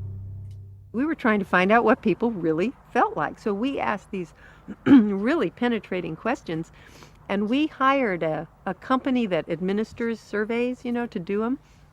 They said they've never seen anything like it. Usually you have to send out a postcard 6 weeks and then another postcard, and then you got to call the people up, you know, to get the return rates up. We had an 86% return, and they only sent out one postcard. People loved filling out this questionnaire. We got several questionnaires back with a note attached saying, do you have any other questionnaires I could fill out? Because we were asking people to think about things that they had never thought about before, and they liked thinking about them. Like you know? what? Like what they felt inside? Yeah, like what they felt inside. What motivated them? What was their life about? What was important to them? It was sort of like, wow. The answers were then analysed by a computer. It revealed that there were underlying patterns in the way people felt about themselves. which fitted Maslow's categories. And at the top of the hierarchy were a large and growing group which cut across all social classes. The SRI team called them the inner directeds. These were people who felt they were not defined by their place in society, but by the choices they made themselves. But what SRI discovered was that these people could be defined by the different patterns of behaviour through which they chose to express themselves. Self-expression was not infinite. Do you think that the algorithmic model or the computer could predict what sort of chocolate bar this individual would take? You know, it's like there's the dairy milk, there's the Galaxy, there's the the range of different products. You could probably, I reckon, predict with some accuracy which one they would go for. You know, because they're trying to define themselves, right? So presumably it will be a more niche product than the market bestseller. It'll be some other thing on the side. Well, this changes over time because the nature of people and societies will change. A lot of this stuff on inner directeds comes from a sociologist called David Reisman, who in 1950 wrote a book called The Lonely Crowd. And actually, just to footnote this little section here, he saw society moving in three phases: tradition-directed, inner-directed, and other-directed. And he defines them such that in high-growth potential societies characterized by high birth and death rates, a tradition-directed character prevails, strict observation of social norms needed to ensure continuity in the face of starvation, plagues, and calamities, etc. That precedes us. In transitional growth societies, declining death rate allows rapid expansion and development, and here is where the inner-directed character forms, because tradition is no longer sufficient for navigating the rapidly changing social environment. And what we are moving into is the other-directed society. This is the end stage of late capitalism, where one must find one's place in a much more nebulous situation. Unlike the inner-directed character, the person who is drawn to the consumer goods that express themselves, the most important inputs of the other-directed types come from without. And the metaphor that Reisman employs for this character type is the psychological radar, which must constantly detect and process the symbolic actions of others. We talk a lot these days about reading the polarity of a conversation, online, what you're meant to think. And that's what he's talking about. Again, it's been emptied out of content to do with the self, and it's about how you reflect your social status back to society. And ultimately, it becomes very empty. And that's what we are. We're in the transition between the inner directeds, the boomers, getting their products to express themselves, and the other directeds who are just looking to the rest of the herd to see what to think, so to speak.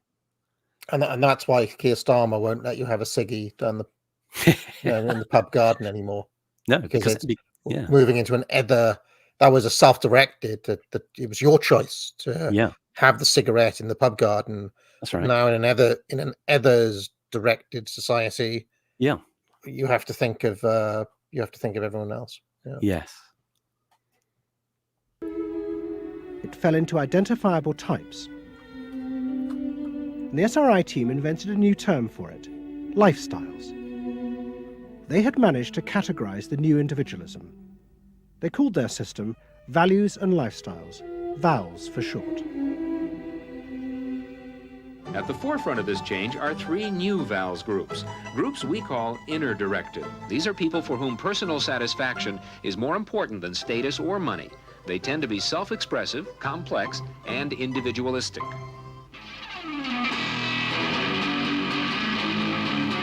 Rob is an I am me. I am me's are searching for new values, breaking away from traditions and inventing their own standards. This is every Gen Xer who rejects generational categorization, by the way. Every Gen Xer hates the idea that their generation can be defined. But this is literally them, all of them. I had friends like this at university and still know people like this. I mean, it's everybody. It's Jim Goad, it's Thomas 777, it's D, it's Semiagog, it's you, it's every Gen Xer ever, Ruba, every single one of them has got this idea that they cannot be categorized. And so they violently react against the attempt to categorize because I am me. I've killed that instinct in myself to violently react against it. It's just the truth. I give in. Rob even invented his own name, Rob Noxious. Jody is an experiential. This is a group seeking inner growth through direct experience. Experientials aren't in one place much. This is the try-anything-once crowd, and all that activity takes goods and services. Their hobbies are hands-on, and their possessions are simple, but not always simply priced. I'm a bookseller. I sell books. I'm a businessman. That doesn't necessarily mean that I believe in capitalism. It just happens to be what I'm doing now. SRI created a simplified questionnaire with just 30 key questions. Anyone who answered them could be immediately fitted into a dozen or so of these new groups. It allowed businesses to identify which groups were buying their products. And from that, I reckon I'd be categorized by this system as an I am me as well, incidentally. Yeah. I think the computer would see both of us as I am me's, I reckon, rather than the other categories. Yes. How the goods could be marketed so they became powerful emblems of those groups' inner values and lifestyles. It was the beginning of lifestyle marketing. So it allowed people not just to look at people as demographics, group of age and income and whatever, but to really understand the underlying motivations. I mean, most of marketing was looking at people's actions and trying to figure out what to do. But what we were doing is we were trying to look more into people's underlying values so that we could predict what is their lifestyle, what kind of house do they live in, what kind of car do they drive. Pause. So the corporation... Go on. I'm just wondering, actually, do you get recommendations on your Amazon then? So, you know, if you liked Evola's Ride the Tiger, you may like, and then they suggest something else to you. Yeah, well, I mean, all of my algorithms are hopelessly confused because you've got to remember I'm buying Enid Blyton books and Carry On stuff, so all of my, inspired by my browsing history at the moment, has got On the Buses, Open All Hours, Ain't Art Hoffman, Steptoe and Son, and Rising Damp, because the last thing I got was something Carry On related, picking, I mean, I've got recommendations for number blocks, which is something for my daughter. I mean, all sorts of different things, digital hydrometer, it will remember that I needed that for my cigars at one point. So, you could probably build a composite, but I'm probably also quite confused, quite complex. There's a confusing, but they can probably figure that out. It's not that complex. It'd be like, oh, well, clearly this is a man who's got a kid. He's got an interest in British comedy. Yeah. He likes some right-wing philosophy, and also he likes cigars. You'll just be market segmented by your different interests. Yeah. Yeah, it's not that difficult, really, is it? I mean, pretty much you could do that with everybody and market that stuff back to them. Yeah, I forgot. They're not trying to understand you. They're just trying to sell shit to you. Exactly. Corporations were then able to sell things to them by understanding them, by having labels, by knowing what these people look like, where they live, what their lifestyles are. If a new product expressed a particular group's values, it would be bought by them. This is what made the values and lifestyle system so powerful. Its ability to predict what new products self-actualizers would choose. And this power is about to be demonstrated dramatically. Vowels would show it could predict not just the products they would buy, but the politicians they were going to choose to elect. Ladies and gentlemen, the next president of the United States of America, Ronald Reagan! In 1980, Ronald Reagan ran for president. He and his advisors were convinced they could win on a program of a new individualism. It would be an attack on 50 years of government interference in people's lives. I wrote a speech about let the people make the basic decisions, get judges out of the way, get bureaucrats out of the way, get centralized government out of the way. I gave Reagan a choice of several titles for the speech, and the one he picked was let the people rule. Let the people regain rule, regain control over their own destiny away from a remote elite in Washington. I would like to think that the kind of leadership that I would exercise in Washington is not the kind of leadership that I would pretend that I can solve all the problems I've been discussing here, but that together, you and I can. I would like to take the lead in taking government off the backs of the American people and turning you loose to do what I know you can do. It was radical. Moderate Republicans thought it was suicide. Jimmy Carter called it ridiculous. The press was extremely negative. But the odd thing is that it polled very well in New Hampshire, which was the first primary state, the state that we had to win. What was odd was that there seemed to be a strange mosaic of support for Reagan's policies. The traditional pollsters could see no coherent pattern across class, age, or gender. But those who had designed the values and lifestyle system believed that they knew why. They were testing their system in both America and Britain, and they were convinced that both Reagan's and Mrs. Thatcher's message about individual freedom would appeal to the group at the top of their hierarchy, the inner directeds, because it fitted with the way they saw themselves. They were really concerned about being individuals, being individualistic. And so in the early stages, when I'm an individual, so I'm going to vote for Reagan in the landslide election. You see, there's always this same thing of it's the constant interplay of the being an individual but doing the same thing as everybody else. And as we see in later curses, this stuff just gets a retread on the other side of the Atlantic. Take back control, as they said. Exactly. But then you see, how do you challenge it? Because to challenge that, you then basically fall into Richard Spencerism. Basically, I'm a radical individual, therefore I'm going to vote for Kamala Harris. You know, it's just like you understand what I'm saying, right? It just kind of you either then get trapped in kind of contrarianism, or you end up doing the same thing as everyone else. It's just like and I've always been tortured by this, endless kind of trap. Or you get into the David Bowie thing, which is constantly trying to keep one step ahead of the herd. But in the end, the herd catches up.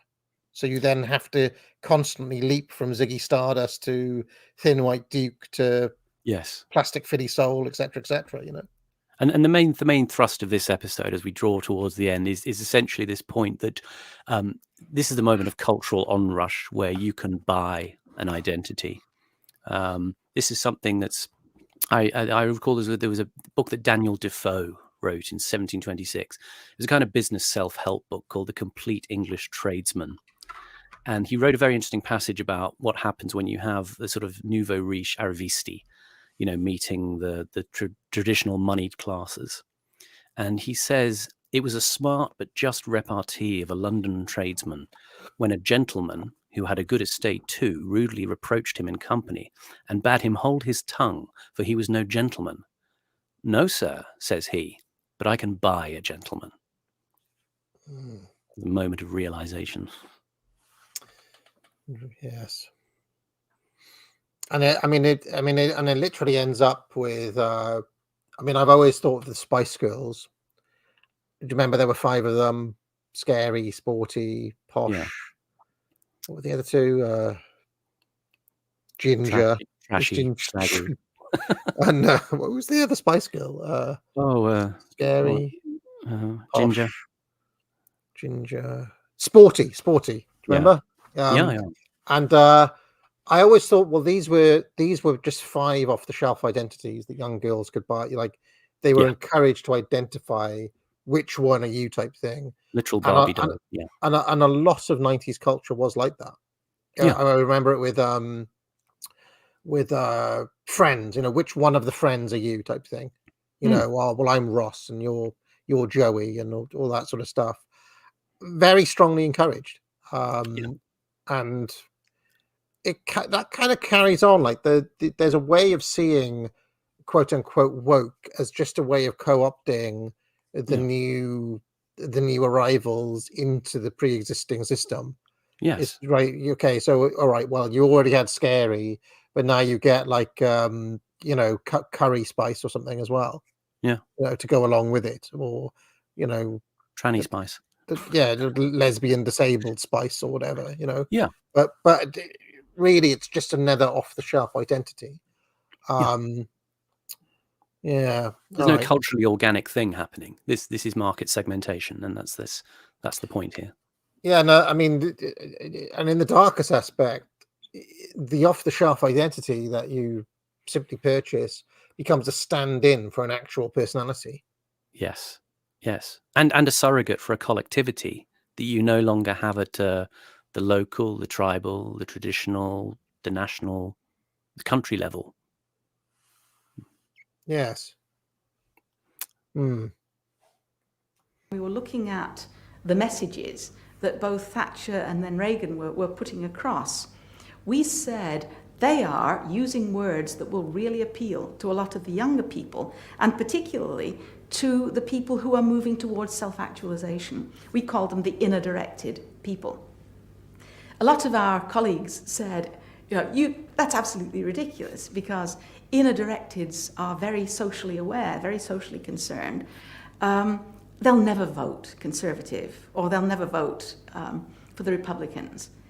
But we said, if Thatcher and Reagan continue to appeal to them in this way, they really will. And I vision leadership in taking government off your backs and turning you loose to do what you can do so well. Thank you very much. The idea that the new self-actualizing individuals would choose a politician from the right, not the left, seemed extraordinary. But to test their prediction, the Values and Lifestyles team did a survey of voting intentions, and they correlated it with their new psychological categories. When we said in our surveys, who are you going to vote for, sure enough, it was the inner-directeds who said that they would vote for Thatcher and for Reagan.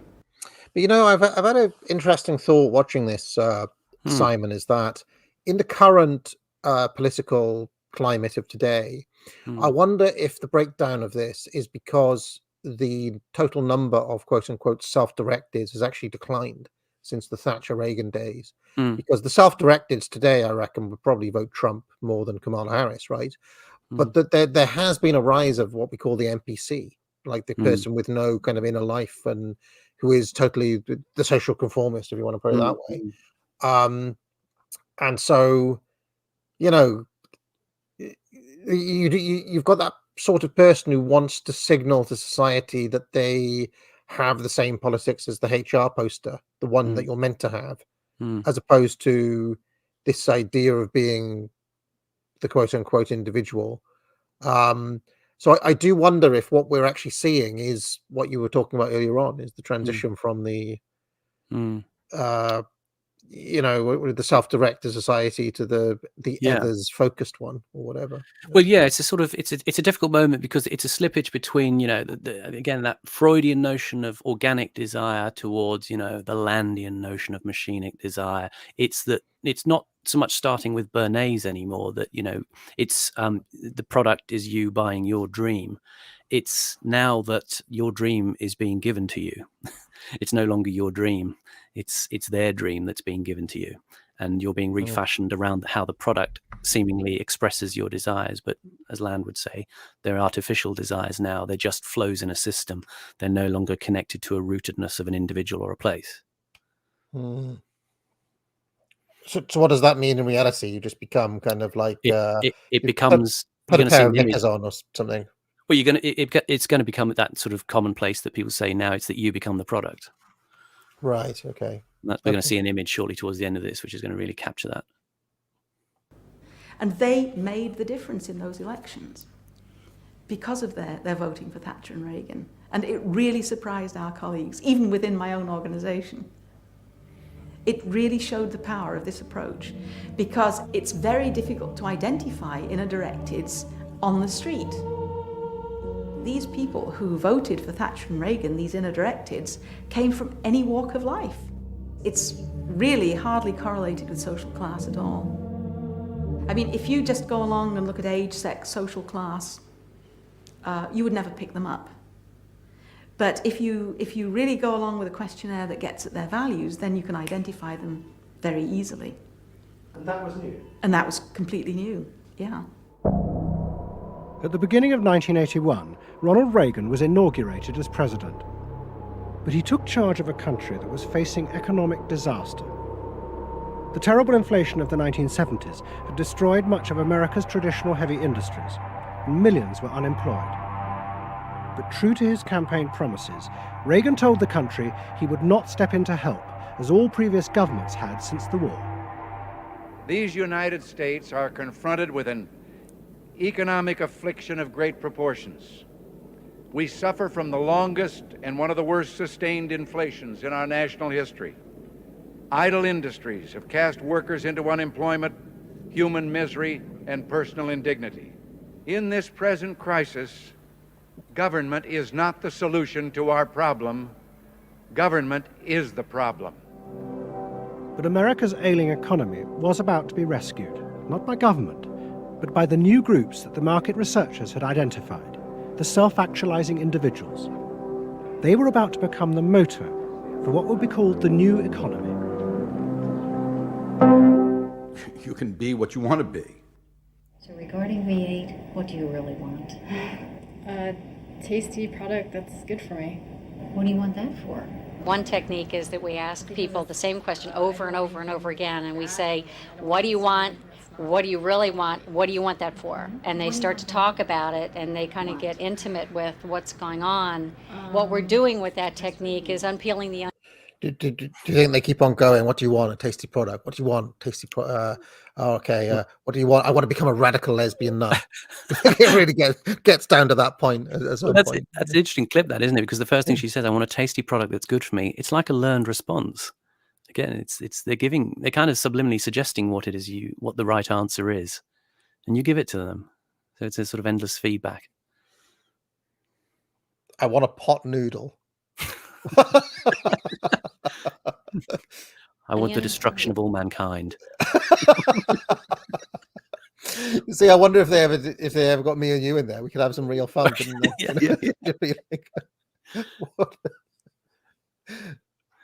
You want to think of a person kind of having layers and layers and layers of protection and thoughts and behaviors and beliefs. We want to get to that center core. In the wake of the invention of values and lifestyles, a vast industry of psychological market research grew up. And the old technique of the focus group, invented by the Freudian psychoanalysts in the 50s, was used in a new and powerful way. The original aim of the focus group had been to find ways to entice people to buy a limited range of mass-produced goods. But now focus groups were used in a different way to explore the inner feelings of lifestyle groups, and out of that invent whole new ranges of products, which would allow those groups to express what they felt was their individuality. And the generation who had once rebelled against the conformity imposed by consumerism now embraced it, because it helped them to be themselves. There it is. What a perfect sentence by Curtis there. Perfect sentence.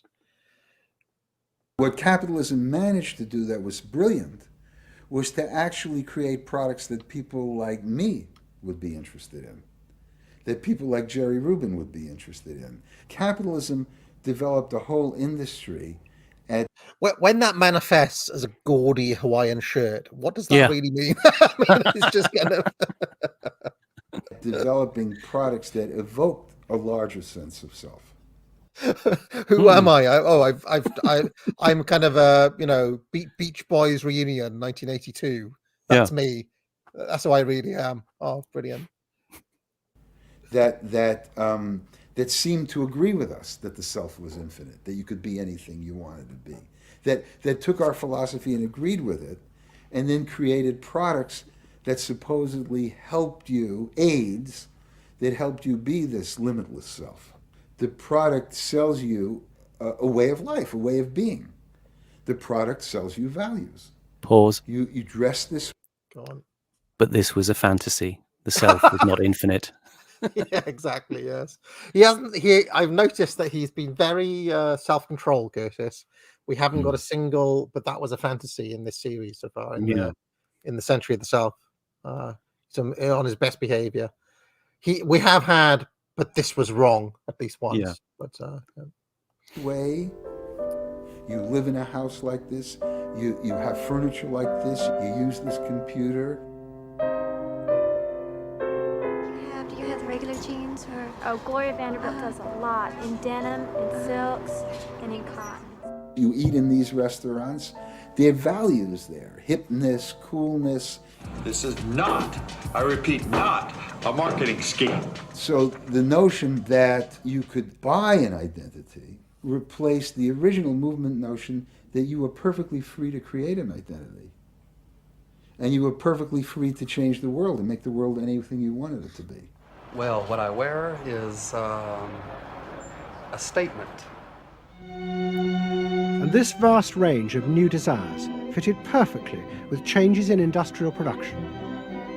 Computers now allowed manufacturers to economically produce short runs of consumer goods.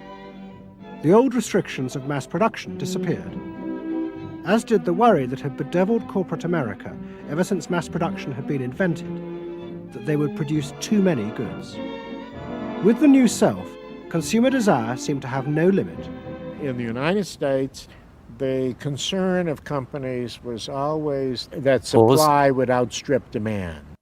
And it was that image there I was thinking of. It's the billboard with the replacement of the product that Bernays started trying to arouse desire in by giving it a reflection of your desires and actually replacing the product with you. In the United States, the concern of companies was there.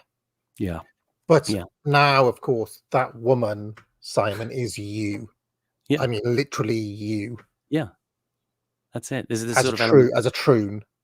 Yeah. It's like what I'm saying. It's psychotherapy. It's like the phenomenon of transference. You know, you develop a relationship with the therapist where you can sort of act out or review past events and make them your father or make them a person at work or something like that, and you begin to pull yourself apart through that examination. And that's what advertising here is showing us. We're literally staring at ourselves now and redigesting it endlessly through an algorithm.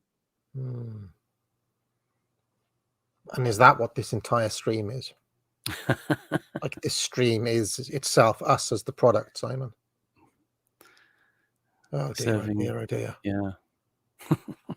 There's always that supply would outstrip demand, that we were producing too much and that there was not a market for it. You don't hear that kind of talk anymore because you've gone from a conception of a market of limited needs, and if you fill them, they're filled, to a market of unlimited, ever-changing needs dominated by self-expressiveness that products and services can satisfy in an endless variety of ways, and ways that change all the time. And consequently, economies have unlimited horizons.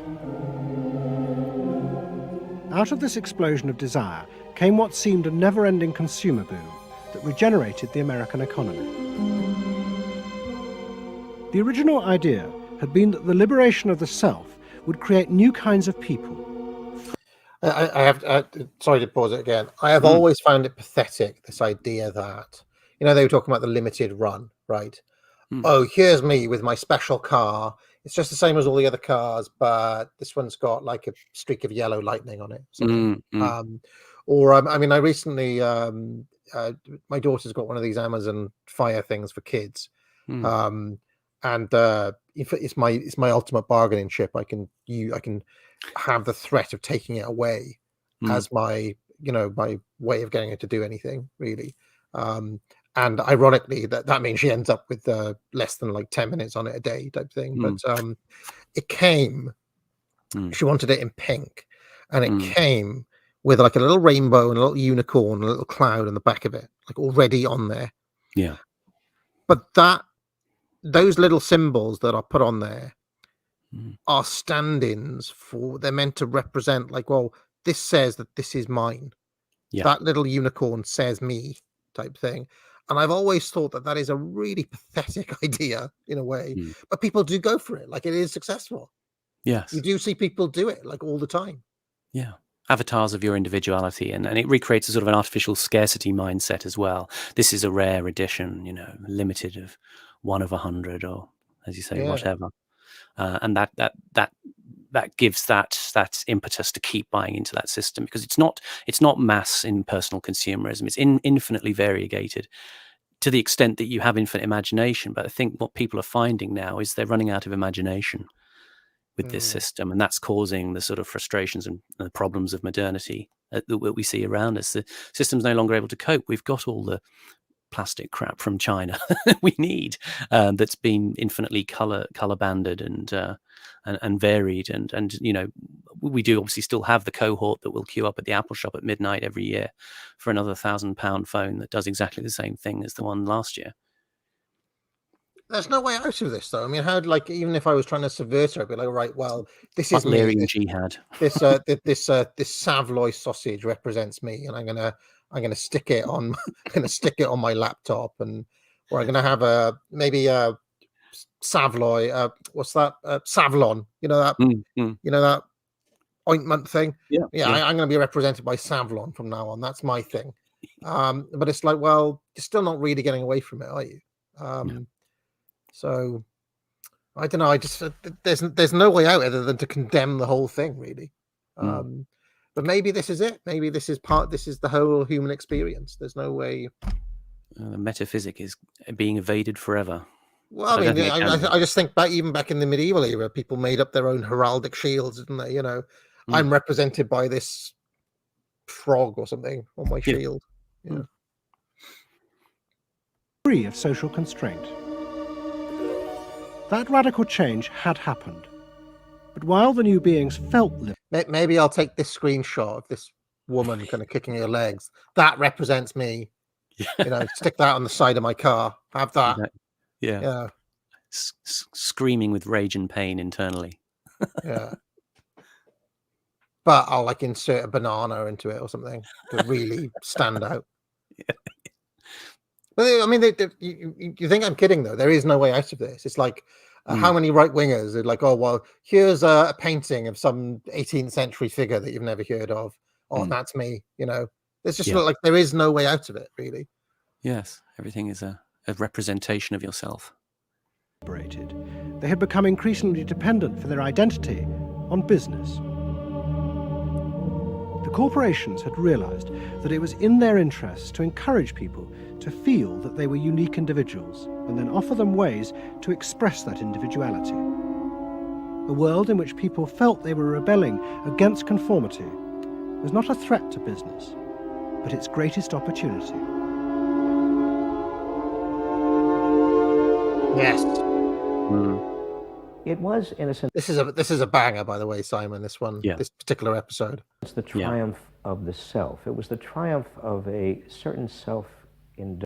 Can I just say this character, Robert Reich, is currently on Twitter, and he is one of the worst. He's awful.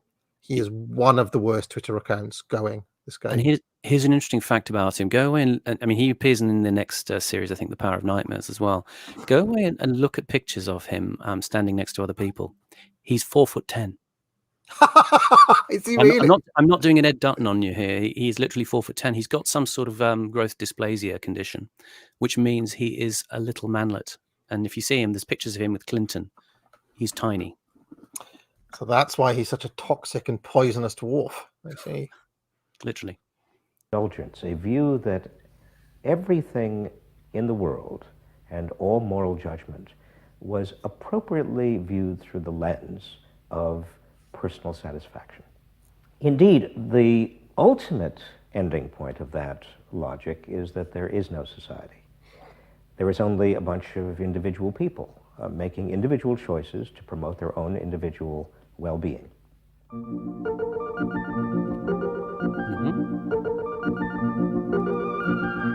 Well, that was fantastic. One of the best courtesies we've watched, I would say. Probably the best one in this series so far as well, I would say. That suffocating quality you alluded to there, it's very interesting. I mean, from the left critique, you know, going back to Mark Fisher when I mentioned him, that's the state of what he calls capitalist realism. There is no alternative to the system, and it's the embedded belief that there is no alternative to the system that feels so crushing. Well, you see, my settlement on this is to simply say that people are peasants, Simon.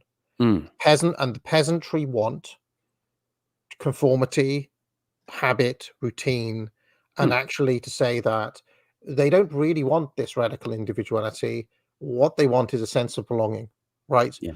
And this is something that people who've been brought up in boomer truth and all of these values we've been looking at instinctively react against, because they want to say, well, who are you calling a peasant type thing? That's their kind of automatic reaction. But it's actually to come to terms with the fact that really people are bovine herd creatures. That they do want to be the crowd. They do want to be the cattle ultimately.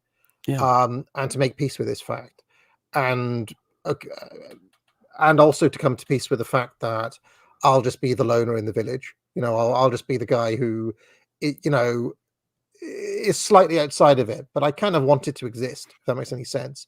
I want the crowd singing Oasis in the pub, and watching their Carry On movies, right? Yeah. And to aspire to nothing more than that. Yeah. And that's fine. Right.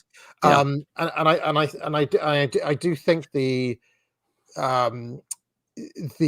element of this that maybe Curtis didn't touch on is the aspirational aspect of it all. It's always this, the self-actualization. You're trying to aspire to be more than what you are. Yeah. And in a way, I mean, it's kind of quite British in a way, just to say, actually, no, people want to be what they are. Like people just are happy to be what they are and nothing more. I'm happy with my limited horizon. Exactly. And that's fine. And this is a big readjustment process for me, because I'm, the sort of person who would have gone to a barber shop and listened to the kind of facile, celebrity gossip chat. Oh, where are you going on your holiday then? Type nonsense that gets talked, in the typical hairdresser, and to be somewhat sniffy about it, right? Whereas now I'm like, well, actually, maybe that's fine. Just let them be that and nothing else, and maybe even go further. Don't teach them to read. Yeah. Don't send them to university. Yeah, let them just be who they are. And it's okay to have that rootedness. This is in a sense, it's in the middle of this period that we're watching this documentary today. The mid '80s. What are people? Like you've got a song, the Pet Shop Boys, West End Girls, right? What are they singing? Yeah. We've got no future, we've got no past. Here today, built to last. In every city, in every nation, from Lake Geneva to the Finland station. It's there's nothing there, and yet it's eternal. Like I said, the Black Horse said, it's the eternized now in this moment of infinite consumption. One of the most radical things in Spengler is his realization that the peasant, who lives as a kind of plant life, also has no real sense of history and lives in the perpetual present. In a perfectly, what the Austrian economists would say, it's an evenly rotating economy where nothing ever really changes and everything is more or less perfectly predictable, right? And I think that peasantry, by which I mean most people, instinctively want to go back to that, whatever it is, right? And the perfectly predictable routine. It could be the old peasant life of the cycles and working as a a farmer, right? Just trying to make ends meet type thing. Or it could be a housewife sitting and watching her favorite soap EastEnders over and over again, where nothing really changes, and it's 20 years later, and it's still fucking Alfie Moon and Cat Slater shagging about or whatever else. It's your LBC caller talking about, I just want the news to be about, what was he saying, about gardening or plumbing or something? I just want the news to be about gardening or plumbing. And I truly do believe that is, most people don't want much more than that. And that really the bourgeois, the middle class, the aspirational sorts, the self-directed types, blah, blah, blah, should just let them be. Fucking let them be, the tragedy of our age and of the Blair era was the pushing of everybody into this mode of trying to be a cognitive elite, basically. Pushing everybody to live like a bourgeois, like in America where they claim to have no class type thing. everybody's aspirational, and really that is unnatural to human life. Most human life is settled, where people don't aspire to more. And I know it's an unattractive message, but you have to make peace with it. I think anyway. But anyway, shall we have I look at some super chats before we get out of here. It's been a longer show than normal, but it's been a while as well, Simon. So I hope people have enjoyed it. We probably crammed a bit more in than usual. Unoriginal username says, at work, but have a great stream. Good videos so far, AA. Thank you very much. Coney says, do you remember a 90s self-help book called The Secret? And a documentary of that name. I remember The Secret. Ozzy the Beer Thief says, massive respect for Shinobi for playing a full 90 minutes plus extra time on his return from injury. They don't make him like they used to. That's right. Lady of Shalott says, psychiatry is all a racket for a certain group. Livia Soprano, narcissistic mother of Tony Soprano. Hey, Tone! The Devastator. And I believe this was a $200 Australian dollars, so it's probably more like £100. Super chat from the Devastator says, I am not doing too well today, AA. I'll be thankful for some uplifting comments. Anyway, I wish you well and love the new stream setup. Well, thank you very much for that, Devastator. And I was reading a bit of the chat earlier on. Hang in there, mate. And I hope this stream at the very least has helped your day go a bit better. Although whether this stream has been uplifting or not, I don't know, Simon. Well, support to Devastator in any case. Retronus says, hello, AA and Simon Roberts. I do hope your day has been going well today. Will you be doing a review of Sir Tony Blair's new book, AA?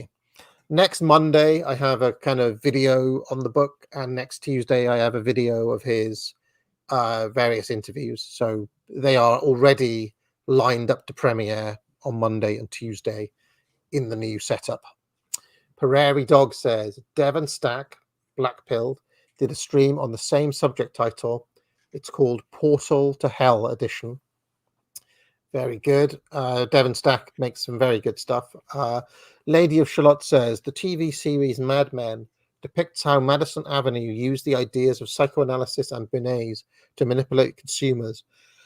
A very boomer truth regime show. Yeah, I mean, probably Mad Men is coming from the place of this episode and is critiquing the stuff of last episode, right? I was thinking about it during this stream, yeah.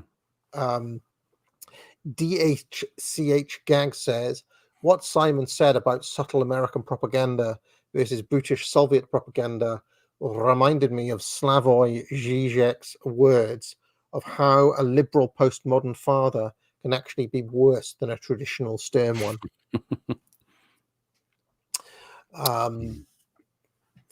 I saw Slavoj Žižek speak once at a university when I was a student, and he came, and he said all of philosophy is a long line of philosophers with Socrates at the very front, of the next philosopher buggering the last philosopher.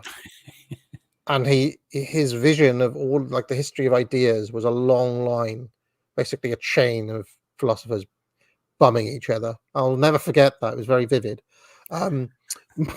Says a lot about Slavoj Žižek, I guess. Yeah. In that way. Mona says, what is your official start on the toilet paper versus wet wipes question, Sir Agent? Charlie was defending wipes warfare as superior toiletry behavior. Well, after that stream, I got a lot of grief from my family members who are on Charlie's side, all of whom are pro bidet and pro wet wipe. So I was shamed to go and get some various different wet wipes, and basically I kept them until they ran out, and then I've just gone back to what I don't see any benefit to it whatsoever. Really, I didn't see any particular uptick in hygiene or anything else. So I just think it's a gimmick, really. Charlie Mackey says, the recent videos have been great. I hope they aren't too much of a strain on your schedule. Well, I've got pretty good, Charlie, at banging out a 10-minute video. It's about 1,000-word script. I can do that, with a cup of coffee fairly. I'm a pro these days, guys.